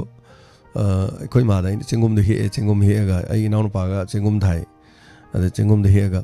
ma chingum je kithen de yolu chu na khoi ma na chingum je thara ga patana pham yon de hai nga sai pot tu yo lok ta ban ni ma hoina dukan go masum phamak panin es nga ko ai thabak tor gi yani ha ni he ad pore adu ga khoi gi lalom bi kithen da khoi gi hinjang na pi yon ba do na kan du da ai do tham ma na ko tung da khoi ma na lep pa lei doi ne mi chingum du sil la gan da chingum du sil la ga porok pa ada aina chingum yon biri ba nakan do adu da di pesa piram dro hai eskari pi da ni mongon do zaw na khara piram mam ne adu na sai chingum tha ba je kem chang dam ne yum da ga sum lei ba da ne mafam kitang lei di kitang taru tanan ma kam lei ra ba dai di dum phan da tham ju ai rek sar ju ai charu khara lorani adu sing da ting ani aina ha ma ju ut khara aina chingum kamai thani ha da video yaw ba ne adu ga chingum da dum yam dar ba da kun mo kun tha mo tham gra di 45 days da chingum dum pa le chingum ma je am tang ye ba yon ma da kilo da hawsam hawi adagi yola sudum chille adagi sitreng khalo kanghal chai de lengchal tham su yai natra swang ka chem toksan ba adagi ingko le ri ko ji ki yum thangna na kano le ga na hai o thabi macha ho ji gajar ma bi o thabi le ne am chaw ma sak chu phaja ba aduga ne pachu am pakandam ne aduga khoi gi hybrid kano go ma taw ne ma ji sa ba da tarbus tong na chakok chakok law ne thum ju tum ba aduga madu ga do kunthra mo dum thajan ba sahi da pan man patana pan man haino mal doi je sahi ohum da pale angur athum bi do sahi ama da pan man siga ji yum da som tok san ba ya ba idi yum da leba mo jing je di am taw ninge adu mai na ko inkhon gi akoi ba sing da ma di lam su kan da ne ba adu mai na hai tare ne tok san ba hojik ade yam tam jani ngai hai di ko khoi lam de classify adagi leiri ba son na kan da lam mana ma sing yam thai da no ko anu sigum mafam sing da Bisampur gi district ayam baloi thai ayam sima tok tam yam phi adagi semelon gi wani da chal sumari sana ba da kol sam lak ting asi aduna sing jaw da no loi leina gra male adu mai na to dum yai hai tare aduna maroi na khoi mai te pangal je posai thaw yam kan mane mai te pangal ni yum jang di yeng bi yo ko moi mai am thana da tha le ram ni ada khoi si da phundrei na lamam le ada si phundrei lam se kamai to gi moi dine sebo che am ngan pu the khoi songi sebo che am ifal di yo le se am khoi som de bo yam pu the ai tare sebo che dak thar ni ko hojik si ano bo sebo tholok pode mayam gi pik thana thongnar kon tam no hong e how te dai kan ahan par tholok sebo che moi loin pu thora ne ade par tok sala moi mari do akang do saru ye sala tham jang ne bam hayeng palak pa kana khongman do de yam thona jong pa le thajaro e do na madu gi formula da ina se te no ma mi pam bim taw e mamang da su khongman de gi ho do te no ma mi mal pa le hoju mayam te no ma mi pa na ra bi yong ne ai gi di pa le ba se ado asai khongman do mari di yom sala tham ba khoina ado sigum ba si ju yam taw ka na ne Tagachari adusini chan go wari sana be wani dang haktan wari se aduna do something hai doina kai guma khar tawbiyo aduna kai guma sung tawdradi kai phangoi aduna kanam thadaroi kanam piroi na hak wari hai dana ngon du pining hai kana so leiro paisa leitra kan di am khanba ma hayo ai hai jo hai ga diko lambi de paisa bag am tak taramadi phani da jam khan bani hai tar Tagachari Beman Devi Thadiam Thaningi Lam Delay Zedian Hoi Lam Lake Tabadudi Kari Harunico and the Lam Lake Tabazizan Lam Lake Tihaze Quingagi Kano Hapaki Which Songang box some labdo Songang box to Adu Umorok Mari Mangat Habadum Yavan Adugum the Tare Nipan Yumatak Natra Yungi Matai the Tankala Tangiva Umorok de Tangai Parman and Tanmudan Radico Ade Umorok Tabagima Nahanzo Initiated Life Tabadi Uchagimni Umorok ma ucharak ko sida umorok si kuigi kano ne bora da tha bora je koi har bora hai tare ko har bora je da tha ba yai na si jo ai ucharak ko kol ma so lai kol jo ucharak sigi sida bora da thai tu si umorok ne se mayam yeng bi ain se thai jam te yeng bi umorok se loi ma pan saram ne tu adana usike si ucharido asi bora kun muk adum tha ba yai ba samaina har bora akeno do ne ba se khoi gi kariba bilamati ha pa gi do phanman kan tok piraga dum le pak le haw pa ba je ha piraga dum samaina dum tara muk kun muk thamjan ba dum umorok adum yeng ba sunungai re pongning sunungai re natra mu tha ba ya ba ne ba se mafam lei ba lei tab in ko lei ba lei tab ba thoin lei ti sumai tha ba yam ya ba ne thamba bo gamla thai sin sa li su re hello ming ama telephone hai biu hello ibungo khosba imani Ming hai bisi oh pa imangu bi tapiu ku ko sibai gi di sing di thum de nga di am phane oh nga pha ba am chan di hoi hoi ado kan diamond tv WAHONG di je nin je ngarang na han ji ya da bro hak net ya da ba ki khota ba ki taw ba ni ma ai na ot to ga ngang ngang ngai te le ram ngang ngai te le ram ya di wai gi dre dum ta ba phang dre ga na hoi hoi adu gi matam do net ya gi da ba munduga net ya da ba gi timing du ta ta gre net ya dra ga so khani youtube ta gi ko na thara di mu ya ga do ba ado adu ki hang ye na sum tor ko ni da akoi ko swai gi di ban corona ore e wa de adegi kari haini lan tawr e wadi mina landa ma pan thuk ba ya na da na leidna ko yi no mada mauna hin hin ne su yi de no mi pa sami jami adum phangi adum na thudong na awa ba na pawa wa je su wadi ima laiba gam phabana ima hoi border leitaba ima hoi classify khojo mana leiri se mayai ni haitare Manipur gi mayai wai da leiba akoi ba jin mayam atai na loi legi be ni ma hoi laibu pharim ni khoi gi kun ji amarom da hayo di ang wa ba jan yek na ba wa ba khul lei ha ba je hingang sing tum ne chumani ma khoi gi ka chu thu go ko lei de do ibu WAHONG diamond tv WAHONG ji yam thawa yaw na ta di ma ju aduna marak ta sum injang ko ni da Tagachari ma kwasi Kojuman diamond ju yaw bo ding am jadi ma di ahelo re sehi 70 ga 75 6 le ima chahi marfu ga hen ba marfu mari suba marfu taruk suba diamond dona se yawri di ma doi kesu leite ado yaw ngam ngam da kai kan yam da ko ji da khwang na ba ni sat ngam thalak tre ngarang ni la taw yi yeng ko tat te jira da thawa yaw je ga ba ai se sat ngam di sat te oho mama kai da tawi isum da matam khara le ram ne sahi ni phu le me isum da ji la sam kai ta na yin chat li mi ni la ji adu ki ma tik thawa yaw ba hau ji le radio si ko la ga jum le re radio se chet le bu ngam de se am no an din mi taw ta mi ne charger ma pal halo ma charger yaw di set leina ra roi radio si da charger pan ba ya ga dro adum ya bani ma radio sembam da charger loi pan ya ram ni hojik ti adu ga di khara phani si di karai di ai gi khuta si de no mo gi ta ho de din nuai te ba hoi natraga nei ma radio do ma makhan charger yaw ba ma leiba ko lupa chatruk mo pi ba ma leiba adu no khai ko me adu natraga na nuai taw ti la khang de ai khang ma roi charger si che si leiba da battery leibada thama da lupa chatre chani ban change tawre au tang do di ba ni mai na ama set ani leiba sina ne tham phan chatte habani ima dudi charger du fare charger du ngasi charge tawni no minini chalani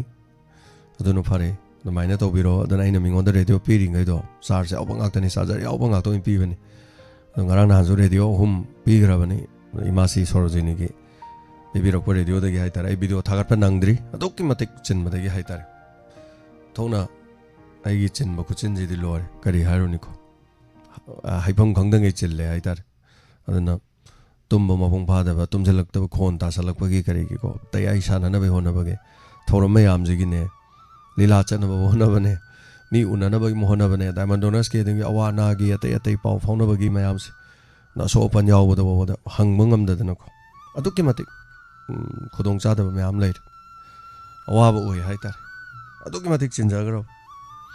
ado ima charger yaw ba do ma lai thok pi ro nang tanja ma cha ba ma yenga ga ko numain to bu yam phane khali hello hello mingalai phone ga biu no mai them ta la la thinja ba thum hang ba ga taw jara ko ne ke so kai de sing chaw ba khot pa taw bi bro dai da sing se khoi na kam ban la la mo thai di chaw ri ba na mo ki pra yum da awang pa thapina tang ai gi lek ka yo sing ai yam wang ko ne na adai kai na taw sum ising chaw ba tu gi khrai hai ko ma pong gi taw jam nungai de ba tu sum ai na tha gi kai no da lau jara ga nungai te na hai je ke na taw jara ai nei hoi khrai hai ko ma ko kai ma teng gi tat lu pang bo tingam de mani yam thina nungai di nungai te taw ri ko iram se hoi aseng ba khang ani kari 2025 se yam kan ban la gen na tu hana mayam khai bi ge ko akhang a he sing na adu taw ri se lena so mu mayam mu la e corona se la e adu aina kai rom da sam khai ngarang do kai no gi olen na inspector tayai gi to mana lo chala pai to kai no taw wi na re da mana mai hai ba ja no ni nga ba ai te kapam ba ne ba kapam ba de ge chi no khre ba mana hayeng gi me gi tarik hayeng gi ai thara ba ko me gi tarik kun cha ma nga na hai ra ba ade ma do ya mong ha da na hai ra ko to ko ai jo adu mai na adu gum ba wa se chi am hai ge le ba tang kun cha ma nga kai che ai jam hai ge le du yam no nga ba du ki che am ta ke ta ro ke na ta ja re tang kunthra ga ma thoi hai do du da tang kunthra ga manga hai do khra ba ma te kai mong ha da na hai re ba ko sum choi mayam inspector te tar kapam majing ma loi no han gre ba ai nga sa ngarang ko taw ai se loi bangam ai khang re ba ko adum tum da adu no nga la kan da ta ga atu ma jan tha lai ba da ta ba da no ai da yam nuksi ba tanja pungpham hai tare ne ko loisalak wari du gi loisalak na bagi na ha de khomjan ta salak pa mayam do aroi ba mafam lai na ta di wari ne na ngasai gi kaino do amar do jail de gi thole payroll do thole mama na bam na nang asi da nupi khangno jela hoi lo khangno jela haraga ade nupi do khangna re ma pa ya de hare de yana re ade yana ra kan as amar do nupi me yana re haina ga samai na wari se kak hairam taraga di mayam ta kan mayam na karim phawro roi ba uska inone jail ju lai ro re adu thole adu ga ma nupi ma parba haina ra ga thok ya re si bo ma sonia gi dam ta ma bu lai dai ne kan haina doi ne ba madu gi pukning mayam je hong dorok na bagi chator bagi episode 3 doi chang semai ne ba ko yam thina phajai wari se koi raga semok pani hai tare sem sagalak pa nungsi ba mayam do ado ai mi khoi di mitai pita jarim do do mu sem do ko pi je som wari je ngang na pi je tup na tarim do ai di ai di yam kap kan le wari ta lila jeng ba kham de ko yam thina kap te ba ai di mit ka u de ba thola ba lila kap se okay aduga no organize yam thina no e ba ko yan ni manang no la kan ko nang khunong no la kan mi na yam jeng na re hai ba thank you thagachari nungai jare share to birak pa adana hoi cha mathangi keno da khudong ta bijara ke ko la thagachari mata mene tara mo lai jare yam nuksiba ngasai mama ampa duna hairak pa kan da mana amarna hai jabat ima gan hai ima ko hai ga ima hai Ima kan hari kapoi doi ne khwai ji ima khwai ji ima ai gi di ma su leite ado pamung budi lei sumaina hai ba siga ima ai gi di ma su lei jati khena dra khwai ji wahi ji am lu ne aduna amar na do hai ba kan do da pukning da aiding asai gi amar gi character du da sangjal la kan da nungsi ba gi keno da la kan wari do jana dialogue to sana ina pi da tup na tare ne wari se ma da pi tai je wonderful si mayam khangam da be thagachari thank you so much hello ming amade lai from ibc hello thagachari miss call pe bi ramani khambok ta ge nimai ozani mai hello hello minga lai from ibu sala sar ai je okhai le so budagi salam ong bin si jaw bin ko sa ada yum da ipam da chatpa da ko ima bo leirame ima hoi myam hai noi sar james ki diamond tv gi kano do inspector tayai ta ko di ngau ni lekai da leiba maung hat ni phone to bi ya de na ko ima bo am ta mi lu ba am ta mi lu do wai sa ba ta gi hai ri sa ada do ko ima bo do wa ngam je de inspector tayai ta kan dang gi tum na da ba do ko tha jari ne ye hoi hoi da ko ima bo ti am na ha chu oi ba aduga khoi ba ji ju lai da ba kui re adu hada hogi bada kui da bada khoi gi macha nu pi ju yam na han chahi kun ga ni thoi hum doi de kitini ani mo peloi da macha anim thanam ga lai gi da ba adu mata sa do inspector tayai si tar ga matam ne lini be ma phone do chal ri am ta taw hai ri sa mani nam no ai jai ta rom ta wai sa no khoi ma bu ta pai je ge sa pahan biu yam no ngai ta ba ming di kari ko bi bano Sama kau hudrom ni se tanau jam hai da ko ko ji jangan pinang pai masan ni sina ma silak pa ina tau ya dien si ngang ba ani jam ngai boi ta jam ngai kalau jam sagal le hoi ado hojik ti nong churi si di sing chau bai khope ma wari di thonau jom lam da di leite edu di leite labu ti khaga tunge sing Kongjom jo sing chau gande kongjom jo tongi kongjom de sing chau di manipur thumme aduna khoi sai jo sing chau gande kongba lupan da khare sing chen ba kot ba dai ma na tan ko yam nuai jare ma khoi thorom su yam tabi re hai re ma na khoi gi thorom taraga nungai na potha bi bu yam nuai jai ma tabi u ko tai ding dang tiang ba pung baro ma khai gi do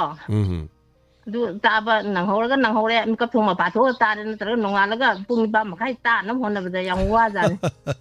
hoi tabi cha du pa bo koi ro ko jo na de ta boy ge ya wa khan diam nongai ta ba thamoi de kap pi bai je hoi thoki ba thau dok macha mayam thau do cho ba mayam hai ta re ne am nongai jare saru ga bira poi ma na de ta ba thorom nongai na ta boi biu nongai na potha biu koi ma thagachari saru ga bira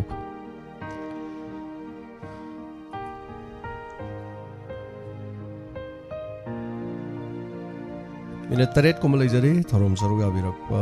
ya gani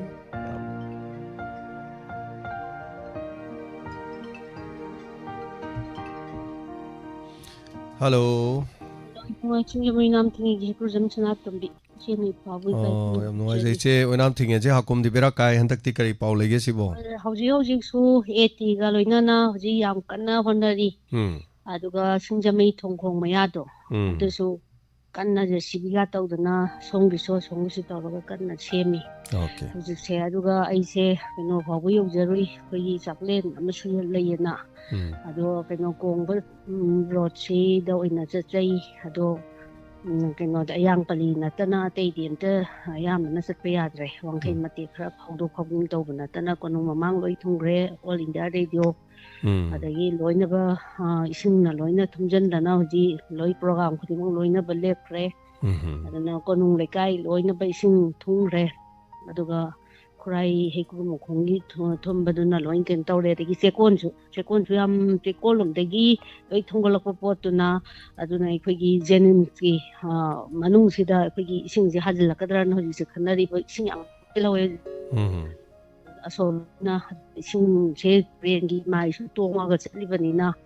ꯑꯗꯨꯅ ꯂꯣꯡꯁꯨ ꯀꯥꯏꯌꯦꯅꯗꯤ ꯇꯥꯏ ꯑꯗꯨꯕꯨ ꯍꯧꯖꯤꯛꯁꯦ ꯐꯤꯕꯝ ꯈꯔꯗꯤ ꯁꯣꯛꯈꯤꯅꯦꯅ ꯈꯜꯂꯦ ꯑꯗꯨꯅ ꯃꯐꯝꯁꯤꯡꯁꯦ ꯌꯥꯔꯤꯉꯩ ꯆꯦꯛꯁꯤꯟꯕꯒꯤ ꯃꯊꯧ ꯇꯥꯔꯤ ꯍꯧꯖꯤꯛꯁꯦ ꯑꯗꯨꯅ ꯑꯩꯈꯣꯏꯒꯤꯗꯤ ꯍꯥꯟꯅ ꯏꯁꯤꯡꯁꯦ ꯊꯨꯝꯈꯤꯕꯁꯤꯒꯤ ꯃꯊꯛꯇ ꯑꯩꯈꯣꯏꯒꯤ ꯅꯣꯡꯁꯤ ꯈꯤꯇꯪ ꯇꯥꯔꯛꯄꯗ ꯄꯨꯈ꯭ꯔꯤ ꯂꯩꯅꯔꯤꯕ ꯀꯔꯤ ꯏꯁꯤꯡ ꯂꯣꯏ ꯄꯥꯊꯣꯛꯅꯔꯦꯕ ꯁꯤꯗꯩꯁꯤꯗ ꯏꯁꯤꯡ ꯑꯃꯨꯛ ꯆꯥꯎꯁꯤꯜꯂꯒꯗꯤ ꯑꯋꯥꯕꯒꯤ ꯐꯤꯕꯝꯅꯦꯅ ꯈꯜꯂꯤ ꯂꯩꯅꯔꯤꯗꯣꯏꯕ ꯄꯣꯠꯁꯦ ꯏꯁꯤꯡ ꯆꯥꯎꯕꯁꯦ ꯅꯨꯡꯉꯥꯏꯕ ꯄꯣꯠ ꯑꯃꯗꯤ ꯅꯠꯇꯦ ꯑꯗꯨꯅ ꯃꯩꯅ ꯆꯥꯛꯄꯅ ꯈꯥꯛꯑꯝꯗꯦ ꯍꯥꯏꯇꯥꯔꯒꯁꯨ ꯏꯁꯤꯡ ꯆꯥꯎꯕꯁꯤꯁꯨ ꯑꯋꯥꯕꯁꯦ ꯅꯪꯉꯀꯥꯟꯗ ꯂꯣꯏ ꯈꯪꯉꯦ ꯍꯥꯏꯕꯗꯣ ꯑꯗꯨꯒꯤ ꯅꯨꯡꯁꯥ ꯊꯤꯕ ꯑꯃꯁꯨ ꯄꯣꯛꯏ ꯂꯩꯔꯤꯕ ꯈꯨꯗꯤꯡꯃꯛꯁꯦ ꯑꯗꯨꯅ ꯇꯥꯏꯕꯪ ꯃꯄꯨꯅ ꯈꯤꯇꯪ ꯊꯩꯗꯣꯛ ꯊꯩꯖꯤꯟ ꯇꯧꯕꯤꯔꯒ ꯂꯦꯞꯍꯟꯅꯤꯡꯉꯦ ꯐꯤꯕꯝ ꯌꯥꯝ ꯆꯥꯗ꯭ꯔꯦ ꯑꯗꯨꯅ ꯃꯔꯨꯗ ꯇꯥꯔꯛꯄ ꯅꯣꯡꯅꯤꯅ ꯑꯗꯨꯅ ꯇꯨꯔꯦꯟꯒꯤ ꯏꯃꯥꯏꯁꯦ ꯏꯔꯤꯜꯒꯗꯤ ꯐꯍꯧꯋꯤ ꯑꯗꯨꯒ ꯏꯝꯐꯥꯜ ꯇꯨꯔꯦꯟꯁꯤꯅꯦꯕ ꯍꯧꯖꯤꯛ ꯌꯥꯝꯅ ꯂꯦꯚꯦꯜ ꯋꯥꯡꯉꯁꯦ ꯃꯈꯥ ꯇꯥꯅ ꯑꯋꯥꯕ ꯊꯣꯛꯇꯕ ꯑꯣꯏꯁꯅꯨ ꯏꯆꯦ ꯌꯥꯝ ꯅꯨꯡꯉꯥꯏꯇꯦ ꯇꯧꯗꯣꯔꯤꯁꯤ ꯂꯥꯟꯁꯤꯗ ꯍꯥꯏꯕ ꯇꯥꯔꯦꯅꯦ ꯑꯗꯩ ꯑꯦꯇꯤꯁꯤꯡꯁꯤꯅ ꯇꯧꯔꯤꯁꯦ ꯑꯩꯈꯣꯏꯒꯤ ꯃꯣꯏ ꯎꯕꯗ ꯑꯩꯈꯣꯏꯒꯤ ꯀꯩꯅꯣ ꯑꯩꯈꯣꯏꯒꯤ ꯇꯤꯌꯥꯔ ꯒ꯭ꯌꯥꯁ ꯑꯗꯒꯤ ꯔꯕꯔ ꯕꯨꯂꯦꯠ ꯀꯥꯞꯁꯤꯜꯂꯤꯕ ꯃꯄꯥꯟ ꯂꯝꯒꯤ ꯃꯌꯥꯝꯗꯣ ꯃꯥꯜꯂꯦꯀꯣ ꯀꯅꯦꯛꯇꯤꯡ ꯇꯧꯁꯜꯂꯦ ꯑꯃꯨꯛ ꯌꯥꯅꯤ ꯈꯜꯂꯦ ꯃꯥꯜꯂꯦꯀꯣ कनेक्टिंग तौसले अमुक याने खले यस अमुक यारे रुकावट के लिए खेदे तौरे हेलो ओजानी माई खांगबुक्तै मतम लेत्रे ओजा जर जर हाइबिरसे ओजा सिंग साइज कॉल मु तौबिरमे ओजा एम सही तापियो ओजा एम की प्रोग्राम ताजरी ओजा तापियो ओजा ओजा थबक सुन सुन अदुम ओजा एम की थौरम बुदी ताजरी अदु आई तादे गाइदि खनबिदुम को ओजा एम वर्कशॉप थबक अतै अतै माई पाकना दुम चथबिरि ओजा ओजा एम कन्ना होनजरी चथजरी माई पाकपो ओइबियो यामना नुवाइबा सुबह नोबा लेप्तरा लोरे ओजा माने यस यस ओजा एम साना याउबिदबो योको थागचरी मतमसु लैसिलक्तमेन थमजरगे ओजा थागचरी याम नुवाजरे ओजा थबक सुबह workshop अदगी तौदना हिंगबा ngamna bhonaba aduga radio da khoi thoram call tawraga yam yaubiramani hanadi ado hojikandi sum thabak se chinjalakpa haiba tare du marakta khoisu tajari na khangan birakpase yam nuwaije afaba oibiro thank you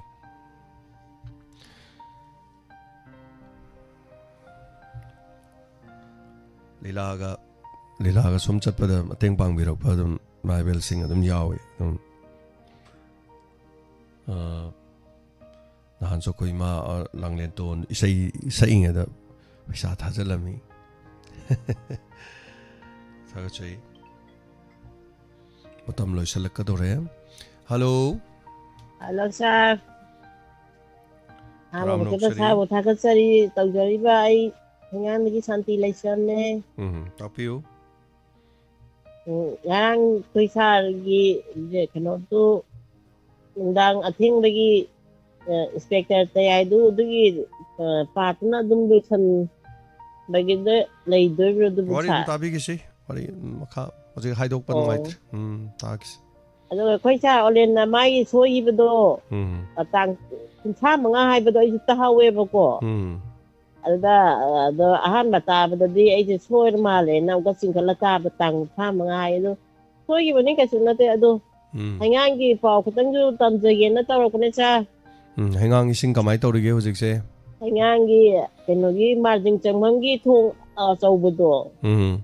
adu do nik lawnai che lebako aduga akhoi keno konong da ising ga je phaujindana ising mai chu na chen dharak na ga tawre aduga hangang makha lai kai som kitang chakharaga pa daida ising do kai greba turen do kai na khoi sai ta katang de handare oho hengang dagi khoi gi donors member madam pratima dagi madam bembem hoi na moi gadai gai do thum bajala turen meya di oi bani da moi jo bembem hoi di thum di sir oh adu moi ge sun nak na re ba moi ne maning lai kai oi ba khoi na katang thong manak tu oi ba oh moi gi di turen du gi kano du di asong turen du di irel turen oi dira yam chawba turen am leiba do ꯑꯩꯈꯣꯏꯒꯤꯅ ꯇꯨꯔꯦꯟ ꯏꯝꯐꯥꯜ ꯇꯨꯔꯦꯜ ꯑꯣꯏꯗꯣꯏꯕ ꯑꯗꯨꯒꯤ ꯇꯨꯔꯦꯟꯗꯣ ꯃꯣꯏꯒꯤꯗꯤ ꯑꯃꯨꯛ ꯋꯥꯡꯕ꯭ꯔꯥ ꯀꯩꯅꯣꯝꯗꯤ ꯇꯧꯏ ꯃꯗꯨ ꯄꯥꯔ ꯆꯦꯜꯂꯛꯑꯗꯤ ꯐꯅꯌꯥꯝ ꯊꯨꯝꯅꯤ ꯑꯗꯨꯗꯣ ꯄꯥꯗꯧꯔꯦꯕꯀꯣ ꯄꯥꯗꯧꯔꯀꯥꯟꯗ ꯑꯁꯣꯝꯗ ꯀꯥꯏꯊꯈꯤꯗꯨꯗ ꯈꯤꯇꯪ ꯍꯟꯊꯔꯦ ꯐꯨꯠ 5 ꯇꯔꯨꯛꯇꯤ ꯍꯟꯊꯔꯦꯕ ꯋꯥꯡꯅ ꯆꯦꯟꯈ꯭ꯔꯖꯥꯠꯅꯤ ꯏꯃꯥ ꯑꯩꯈꯣꯏꯒꯤ ꯂꯩꯔꯥꯏ ꯊꯨꯡꯒꯠꯄ ꯀꯥꯛꯇꯣ ꯍꯥꯟꯅꯗꯤ ꯍꯧꯈꯤꯕ ꯆꯍꯤꯗ ꯊꯣꯡꯒꯠꯇꯕꯤꯗ ꯂꯩꯔꯝꯕꯗꯣ ꯑꯃꯨꯛ ꯊꯣꯡꯀꯠꯂꯦꯕꯀꯣ ꯄꯥꯗꯧꯔꯦꯅ ꯊꯣꯡꯀꯠꯂꯤꯕ ꯁꯔꯨꯛꯇ ꯑꯃꯨꯛ ꯄꯥꯊꯣꯛꯅ ꯆꯦꯜꯂꯛꯑꯕꯅꯤ ꯇꯨꯔꯦꯟꯁꯦ ꯑꯗꯨꯒꯗꯤ ꯁꯨꯝ ꯑꯩꯈꯣꯏꯒꯤ ꯈꯨꯟꯅꯥꯏꯖꯝ ꯂꯩꯔꯛ ꯑꯗꯥꯏꯗ ꯀꯥꯏꯒꯤꯗꯅ ꯁꯣꯝꯗ ꯈꯤꯇꯪ ꯍꯟꯊꯩꯌꯦ ꯁꯥꯔ ꯑꯁꯤ ꯄꯥꯎꯗꯝꯖꯒꯦꯅ ꯇꯧꯔꯛꯄꯅꯤ ꯁꯥꯔ ꯊꯥꯒꯠꯆꯔꯤ ꯄꯥꯎꯗꯝꯕꯤꯔꯛꯄ ꯊꯥꯒꯠꯆꯔꯤ ꯃꯌꯥꯝꯒꯤ ꯋꯥꯅ ꯍꯥꯏꯇꯥꯔꯦ ꯃꯌꯥꯝꯁꯨ ꯌꯥꯎꯔꯒꯗꯤ ꯃꯌꯥꯝꯗꯣ ꯄꯥꯎꯗꯝꯕꯤꯌꯨ ꯑꯗꯨꯒ ꯚꯤꯗꯤꯑꯣꯒꯨꯝꯕ ꯐꯣꯇꯣꯒꯨꯝꯕ ꯅꯝꯖꯟꯕꯤꯌꯨ ꯍꯧꯖꯤꯛꯇꯤ ꯑꯗꯨ ꯍꯦꯛꯇ ꯑꯩꯈꯣꯏꯗ ꯁꯤꯌꯥꯔ ꯇꯧꯕꯤꯕ ꯑꯗꯨꯒ ꯃꯤꯒꯤꯗꯒꯤ ꯀꯣꯄꯤ ꯇꯧꯔ ꯊꯥꯔꯛꯄꯗꯨꯗꯤ ꯌꯥꯗ꯭ꯔꯦ ꯃꯤꯒꯤꯗꯨꯗꯤ ꯑꯩꯈꯣꯏꯁꯨ ꯂꯣꯏ ꯎꯏ ꯍꯥꯏꯗꯤ ꯉꯁꯥꯏ ꯁꯣꯁꯤꯌꯦꯜ ꯃꯦꯗꯤꯌꯥꯁꯦ ꯂꯣꯏ ꯄꯥꯏꯅꯕꯅꯤꯅ ꯑꯩ ꯁꯣꯁꯤꯌꯦꯜ ꯃꯦꯗꯤꯌꯥ ꯒ꯭ꯔꯨꯞ ꯑꯩ ꯒ꯭ꯔꯨꯞ ꯌꯥꯝꯃꯜꯂꯦꯅ ꯒ꯭ꯔꯨꯞ 5 ꯍꯦꯟꯅ ꯌꯥꯎꯔꯦꯀꯣ ꯑꯗꯨ खर लेर एड हेक्ट तौसले अखोई नंबर से चिंफा पुबनी एड हेक्ट तौसले अमैदम अमदम वीडियो मैम फोटो मैम चप मानबनी आई वारो भी यादे आई ग्रुप याउजर रोय पट पट पट का एवे अनि होम याउजरिसिना दम पेले अदुई मथक्ता अखोई मीडिया ngakta ग्रुप अमसु लेबा अदना अखोई मीडिया की सिदे अदा यावरक ग्रुप सिदे अखोई दा हानबा लोइन थुंगे यामा अदना मैमना शेयर तौरक जिंग को अदना मीगी थागत खिबा पोतो अखोइना थागत पदम अखोइदो कॉपीराइट चादोइने याम लुई सिगुमसे मैम हेलो मिंग अमते लेफम हाइबियो हेलो सर हेलो ओ मिंग लेफम हाइबियो या पोकम यादगी खुमदोन भी कवे तापियो कोई केनोना कोई नाउ पाई मचाम नैना सारी पेक्टा तयाजे सुम तारगा लैब कांदुदा माना हाइबा हाइबा हिचदना सही अहुम मुकक्ता ngaइदिबा ngang के मान bayai lae laktere lae bayai na hai bai sekta tayai lae hai bado targe ai dai ni ipungo kaino bayai hai do kaino sekta tayai lae hayo na hai bada man bayai lae na hai ba hoi hoi targi sekta tayai tajari kari kaino tawdana do targi koi kaino tawbo dom tayaw ngamjadre अरे बताया दिल्लीप तभी programme खुद इन मकलों in charge ताबियो मैं आप नमक अदुगा issuing चारोपनी all India radio फाव theorem लेप खरे अदुना अखोई थोरम सिदी ताबिरिंग एदा लेपकपा नेट यारक्तबा जनरेटर यारक्तबा अखोई जो प्रॉब्लम हम थेंगनरे जनरेटर से अखोई वाहोंग रेडियो की जनरेटर हाइबमा अदे अखोई सिदी जो जनरेटर मा दरकार लेसि बाबा अखोई सिदी तो तौरी प्रोग्राम जो आदे तुम कापेने अन आगे से मुट पे याद अदुना WAHONG की स्टेशन मुट पे यादे WAHONG की स्टेशन की बैकअप सिन की बजाय ना बैकअप सिल लेना आएगी बदो मैं हम कोई रमाई रोई न खाले बैकअप तो सिल ले 76,000 जंगे अमुक सिल ले को अदुदगी बैकअप अमुक यार रखते रहे अदो 30 का 5-6 अमुक जंग अमुक सेम है अदुगे माई कनो क्या सोई बल ले है ना अदुगे अमुक 32 जंग अमुक सेम है था ओह मरी मंगा जिदनी को अदो बैकअप तो सिल लुबे दगी नुंगाई रहे अदो आधे इधर ले उमेश कमाई तो रहे अदो बोलू मोई अनि आधे सेनरी स्टाफ अनि है तेरे आगे जो अरे पुंग मंगा मखाई पुंग मंगा मुक चले बैकअप तो है अस फरे दा इशोर न चाले रे नुंगाई रे दा था नी मुक्ति नुंगाई माले ngarang na han dege muk pung ani fan chasalaktre aduna sin ada khoi da su khoi na lori ba potu kari hani daw ya da bai tare ai pot lo da hekta soigal le ani ra han bi hom lo han bi am tawe sini aduna radio ta bi riba singna radio da ayuk te hek lak ta ba nga ha keng nung thin na mut ki ba timing torok pa da अखोई information अदुम पीबियो कोई यारी मम कोई होना जगे अखोई पुनमक अदुग backup याद्रे हाइदुसु अदुम यामना यांगना सिन्ननबा करी करी कोई ngamnaba अदुम होना जरके खजिक्तंग मतम गाइमिनरगो को अदुना नोंगसिंगी मतम द थोई मै याम लाक्तदि जनरेटर याम ngangi जनरेटर याम nganगदि सोम खक्तना ते सोमजु ngangi सोमजु थावाली सोमजु हाली अदगिदि कोई नंगंगकगी को जनरेटर न ब्रन ब्रन हार को जो प्रोग्राम को तोंग खंग जानति अदुना एक्सपर्ट ने ngang गैसे लेका मै जे मुट का मै जे लो लाइट तमु तोंगनी मदगी बैक everything अदे अखोई दिस नमी बो कैमरा हुजु जे एंग मांग ले कैमरा से याम नुक्सिबो कैमरा ने मागी सीजनर म बैटरी जिंग दो मु पतम लोई लोइसले अदना प्रोग्राम तोरम दाइ दन हान सिदे डॉक्टर फमिंग ए बैटरी या की रहे गला अदो कैम तो वानिंग ए दे स्टैंड बाय द कैमरा म लेबनि न कैमरा दो तकना सिनतोगा अदम तोई सिनि थेंगनरी ब मयाम कोइना थेंगनरी ब वा ब मयाम से सिनि ब सुमाइ तो थेंगनै अदना थागचरी थोरमदा अखोइना थेंगनरिबा खोलिबा तौरिबा मयाम से मसिनी कोइना होजि फावबगी थेंगनजरिबा मयाम थैंक यू सो मच थोरमदी लोइसले मतेंग पांगबिरकपा खरसु लौथोकसगे ꯂꯤꯂꯥ ꯃꯐꯝ ꯆꯠꯄꯗ ꯉꯔꯥꯡ ꯃꯇꯦꯡ ꯄꯥꯡꯕꯤꯔꯛꯄ ꯑꯩꯈꯣꯏꯒꯤ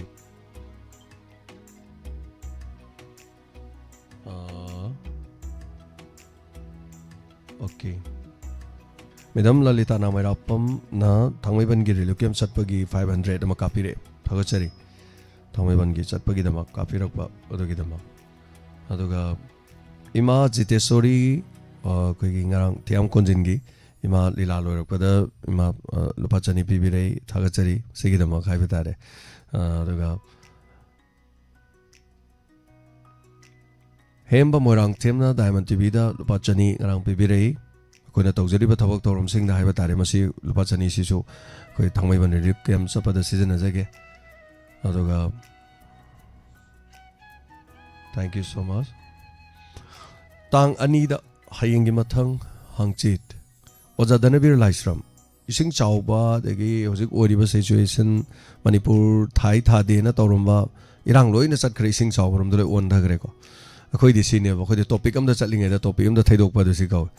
अदना मयाम इहौदु सुम तम तम तप थगरमनिना सेंगदो हाइरमदुसु होजिकति फागी तागरनेबा तौरिसि चरा हेलिने हेलिंगेदा करी हाइतारे इनाक्ता डब्ल्यूटी थममदना चोपेदो चरादी हेलिबा मी दैदा साउदना चरादु हेलेंगे सुम चरादु हेलेंगे दुदा चाउक्ता चाउदा सक चाउजु यादे मसु यादे लास्ट डब्ल्यूटी थममबा लामदा लामामनि इनाक्तासु लैरमनिना तापारे चारुदगी चारिङे दु मीनु उथोखरबा अदनि चरा हेलेंगे WT थममना चोपे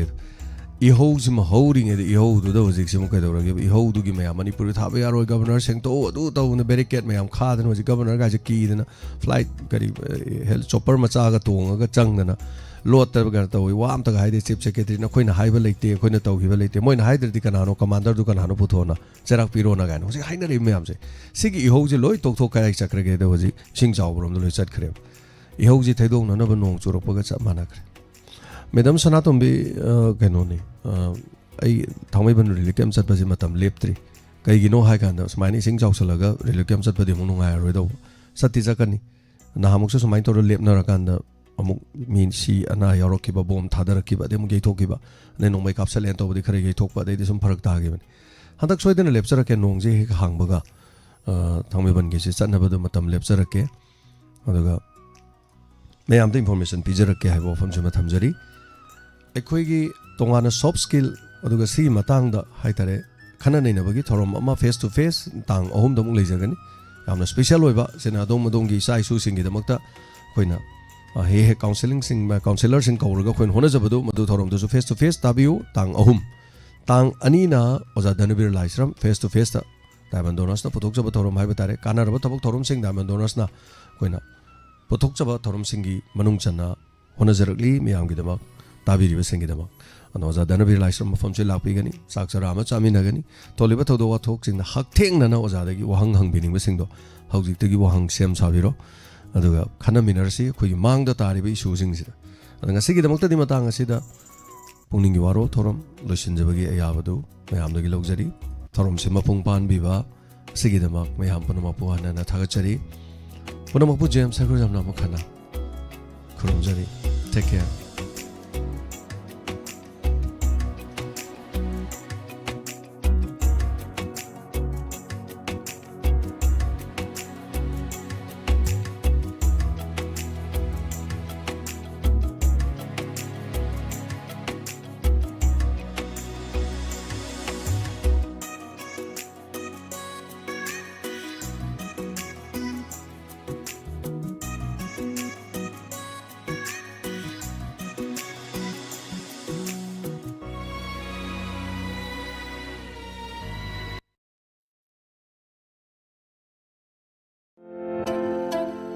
नुंगाइरबो पाउजेल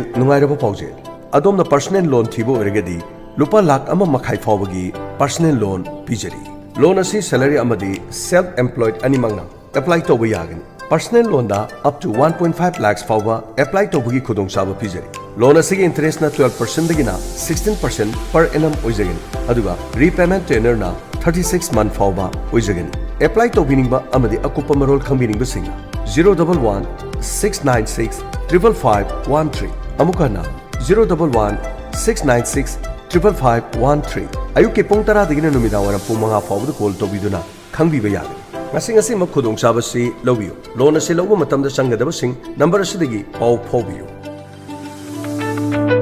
Fashion Queen Thaubal Mela Ground. Hariba dukan asigi nupigi furit, top, blouse na singbatu bahaiba, handwork so haiba miyoi ahom pamjai. Interest laibiba singna akupa marol gidamak 8731 928826. Amuktang hana 8731 928826. Hariba number asida pau phaubiu. Khangan jariba Fashion Queen Thaubal Mela Ground.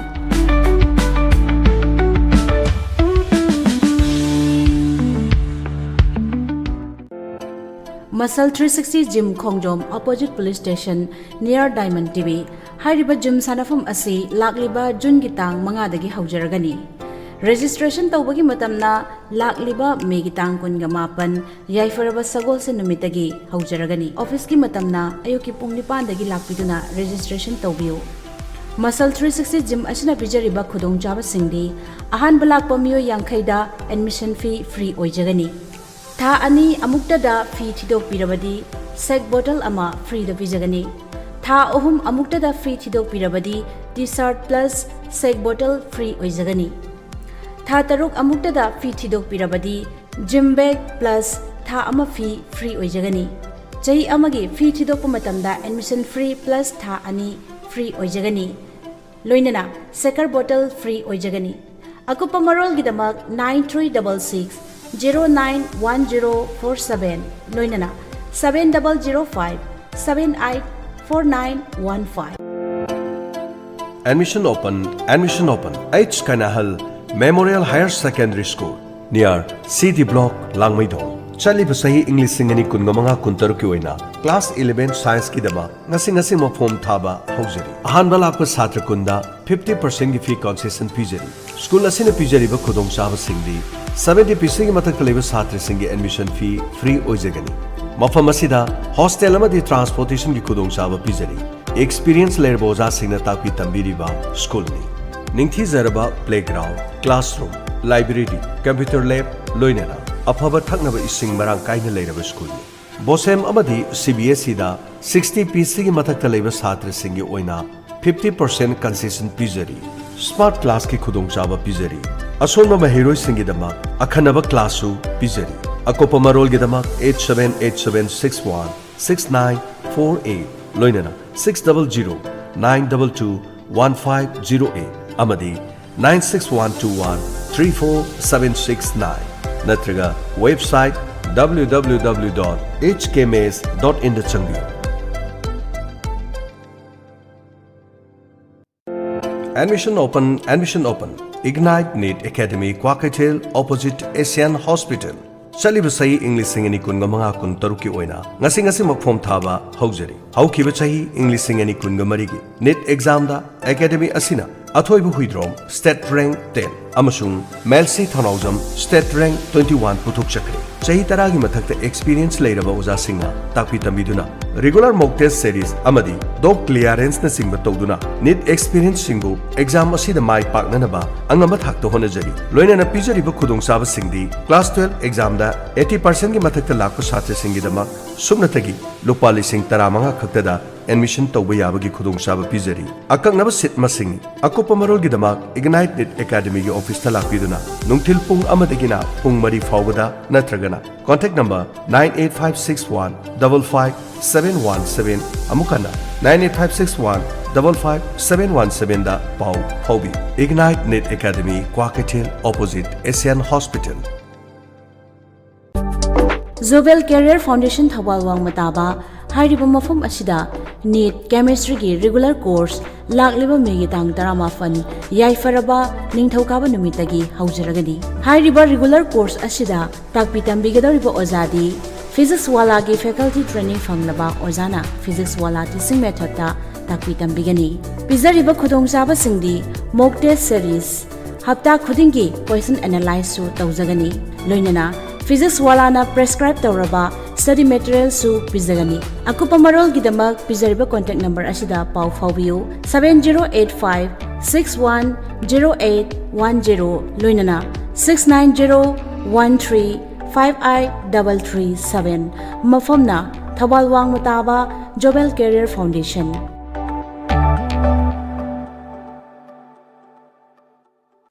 Admission open.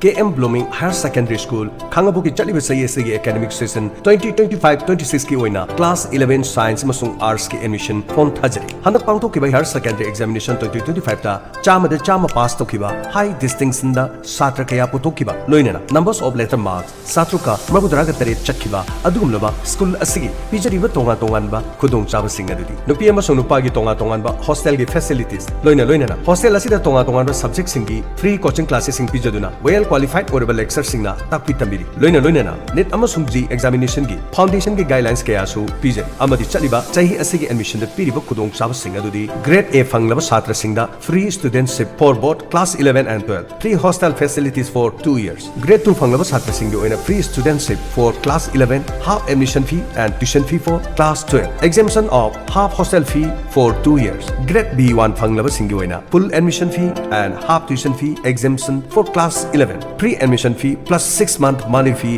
exemption for both class 11 and 12 for internally displaced student IDS related to recent communion classes. Loinana orphan specially able siblings of widows must be supported by relevant document. Maramasina nauna class 10 pass torba satra singna adom gi apamba course khandiduna piriba kudong saba singa si lobiduna ming sanbiba yarage. Maraga sida handak tapang tokiba bosem na loba SSLC examination 2025 ta apumba mahiroi chahum ga tarahum gi manungda chahum ne yamna phajaba mark loinana chawna mai palaktuna pass percentage 95.86 oiba ngamlakhiba sida school asigi maikedi managing committee osa singa madi apumba staff singi maikedi Harau taraba nungaiba phungdokchari. Perfect college or university thibiribra hausi madugi damak thoina waningai oidari Manipur edu mentor na miyamda yamna kanagadaba amadi nungaiba pau ama pujarli English singani kunmanga gi oina admission guidance ki khudong chaba piba hojari India gi oina top college sing khanba amadi akhanaba college sing amadi university gi oina lupa lising manga dagi lising kunmanga phawbagi scholarship phawba yauna khudong chaba phangbigani engineering dagi hauraga hotel management phawba agriculture dagi na paramedical phawbagi adom pamba course khudima ki guidance pizari college natraga university khanbada yamna laina clicks kharada khanbe yare hausi phawba chamamnaba lebiragadi aikhogi expert counselors singna adongi family singbu guide taunanaba leizari adongi manglan ma phawnabada mateng soidena pangjai maramasina adongi tungi punchigi dama ngasi mak plan tawba hobiro aikhogi head office first floor Gypsy building Pauna Bazaar Imphal amadi Thobal office ki oina Thobal Wang Mataba Jobel building Thobal mobile number 9233661592 loinana 8837236503 natraga aikhogi website www.manipuridu.online da check tobiu Admission open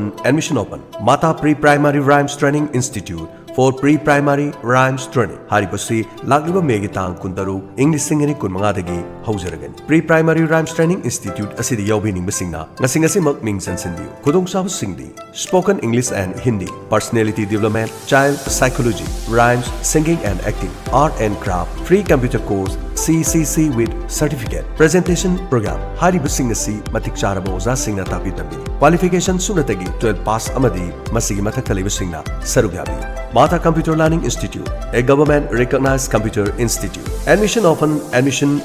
Tongan ba computer gi course singidama lakliba megi tang kuntaru English singini kun manga dagi haujaragani. Mafamasida BCC Basic Computer Course 2 months, CCC Course Computer Course 3 months, DCA Diploma in Computer Application 6 months, Loinera DCA Module 2 CC Pass Student. Photoshop Pacemaker Programming Language Hariba singasi Khangabok Bazar da leba Mata Computer Learning Institute da ngasingasi mak mingsan sindu Mata Career Solution Grow your career with fastest growing institute ngasingasi mak admission togiu General Foundation Coursing Haibadi SSC CSSL loinena GD MTS CPO masika kanatra Agniveer Territorial Army Manipur University MTS Lab Attendant Junior Assistant Haribasi ani suba base lagliba megi tang kundaru English singini kunga manga dagi haujaragani kudong sab singdi pre computer course CCC with certificate according to latest syllabus and exam pattern and regular classes and test series. Mafam asida matik charab oza singna takpi tambiri. Akopa marol gidama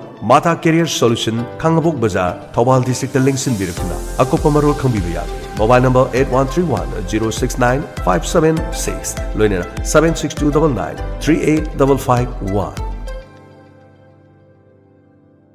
Graduate amasung undergraduate singna Manipur Young Professional Intensive Program da yauduna Manipur da evidence based policy making amasung good governance saruk yabiu laifam chafam amasung chatok chasin gi khudong chaba pizabata natana thada lupa lising tarit ki stipend su pizagani akupa marol gi damak 7085109523 da contact tawbiu natraga iroi sembada laiba mayol office da lakpiu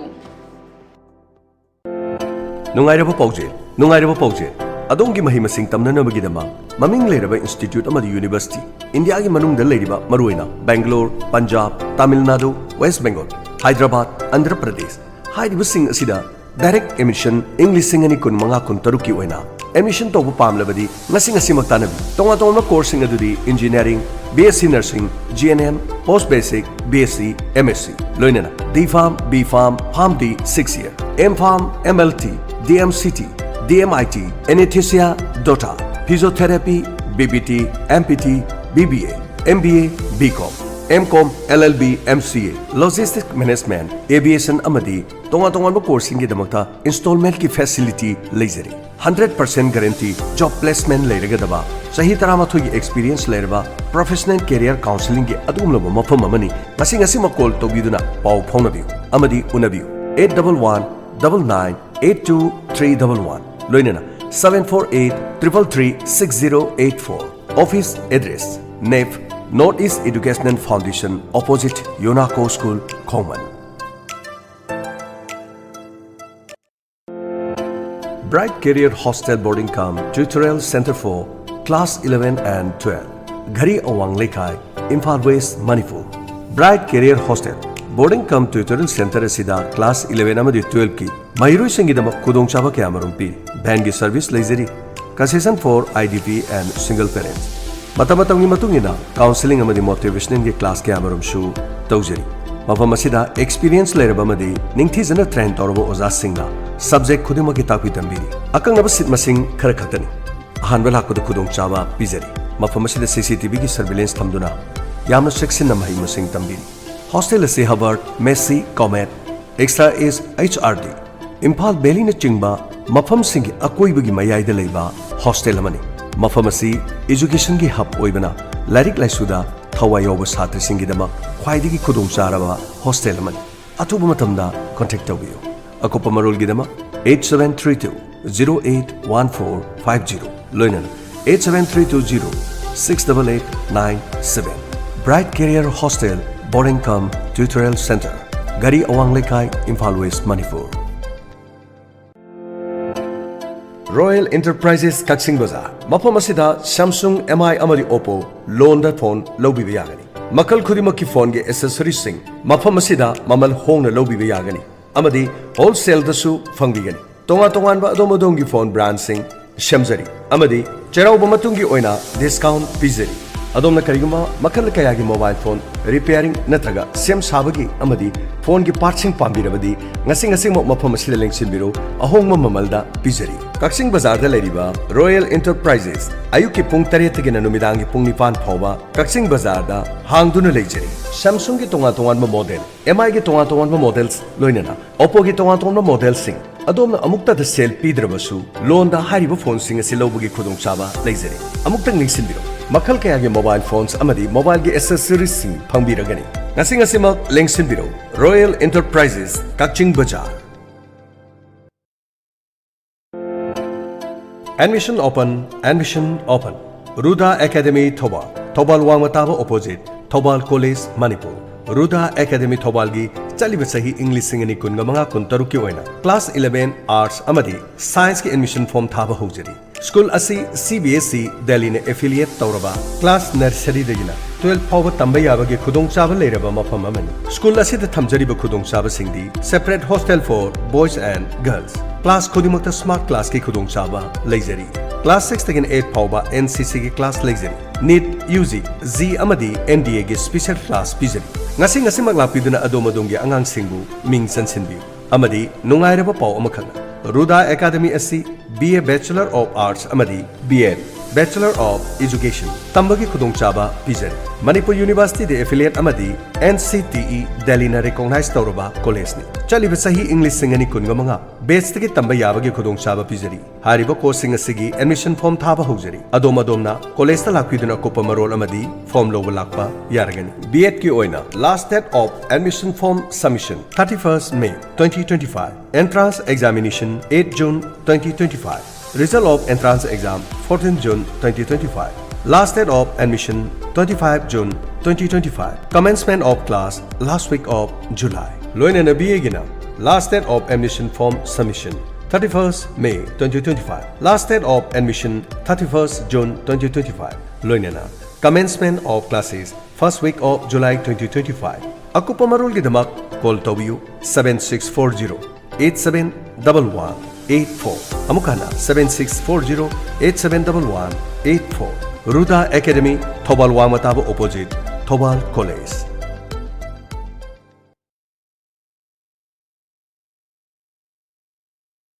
Nung tumhale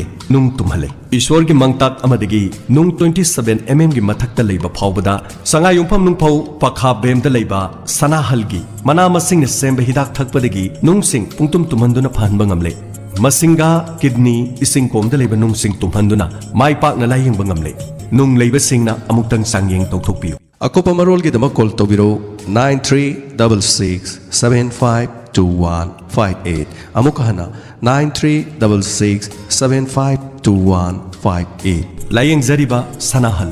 sangayumpham nungphu pakham mem Nungairaba Paujel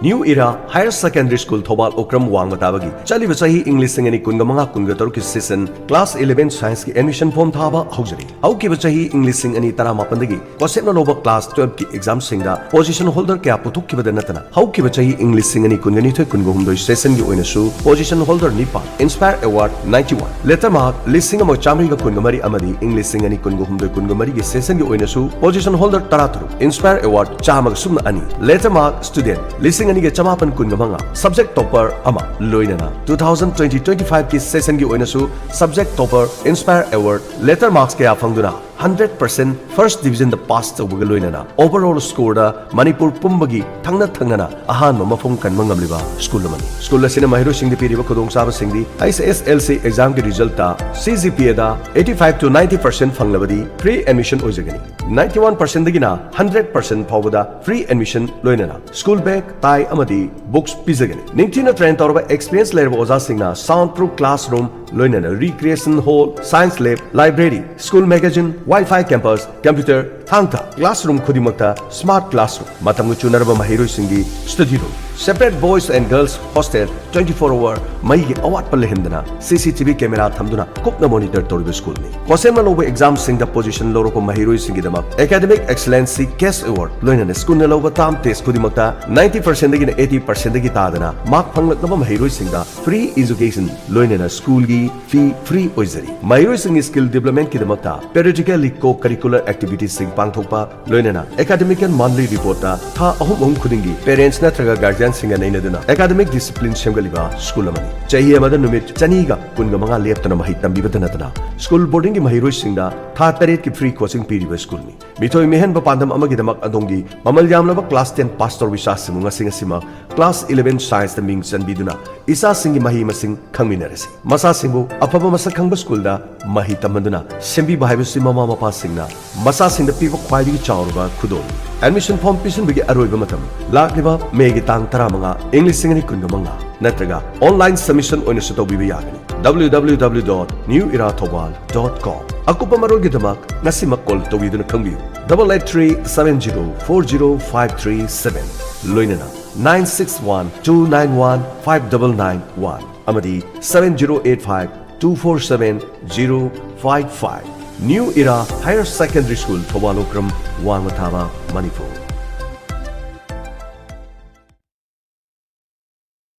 What next after 12th exams? Curious about which path can help you achieve your dreams? Welcome to Bangalore College of Management Studies, a top-notch institute at the heart of software startup capital of India. We don't just offer the usual degree courses.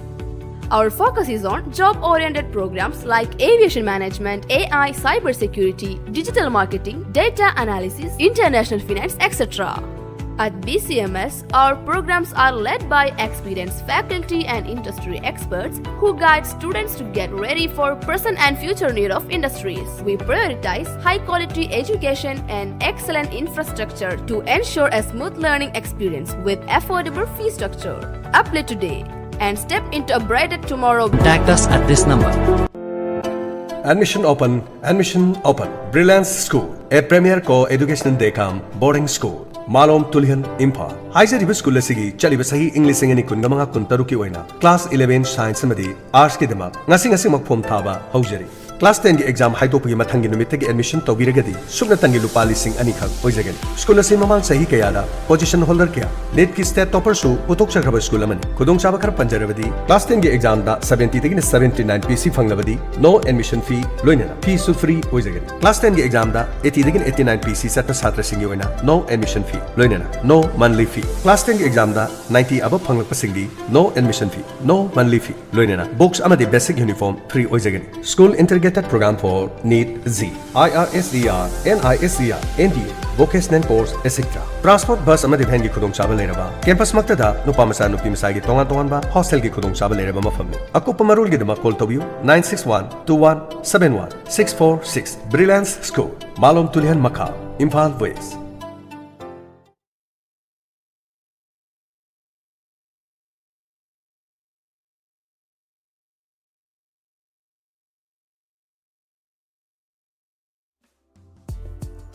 Kakching Kaithel laiba Prio Pharmacy da Nongmaijing Khuding ayuki pung nipan dagi tarmathoi fauba unsagi senior specialist doctor lakpiduna unsagi common oiba anaba singi mathakta khujin pumba sam kenba unsa fajato anba sajik amadi sambru lokthokpa asna chingba layingi khudong chawa pijari haijariba Nongmaijing Khuding ayuki pung nipan dagi tarmathoi fauba ENT की specialist doctor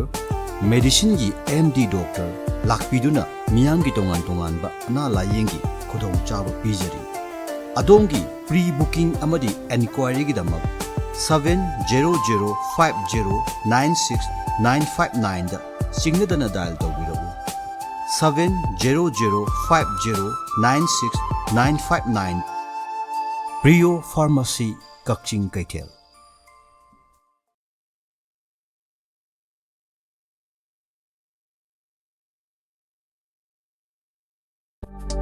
Yumnam Yaimaran, Powerloom Thawal Ningombam, Hairiba Mafam Asida, Electric Machine Pisakon Jan Bahaiba, Yot Sau Bahaiba, Mui Ani Pamzay. Luinana, Hanagi Electric Machine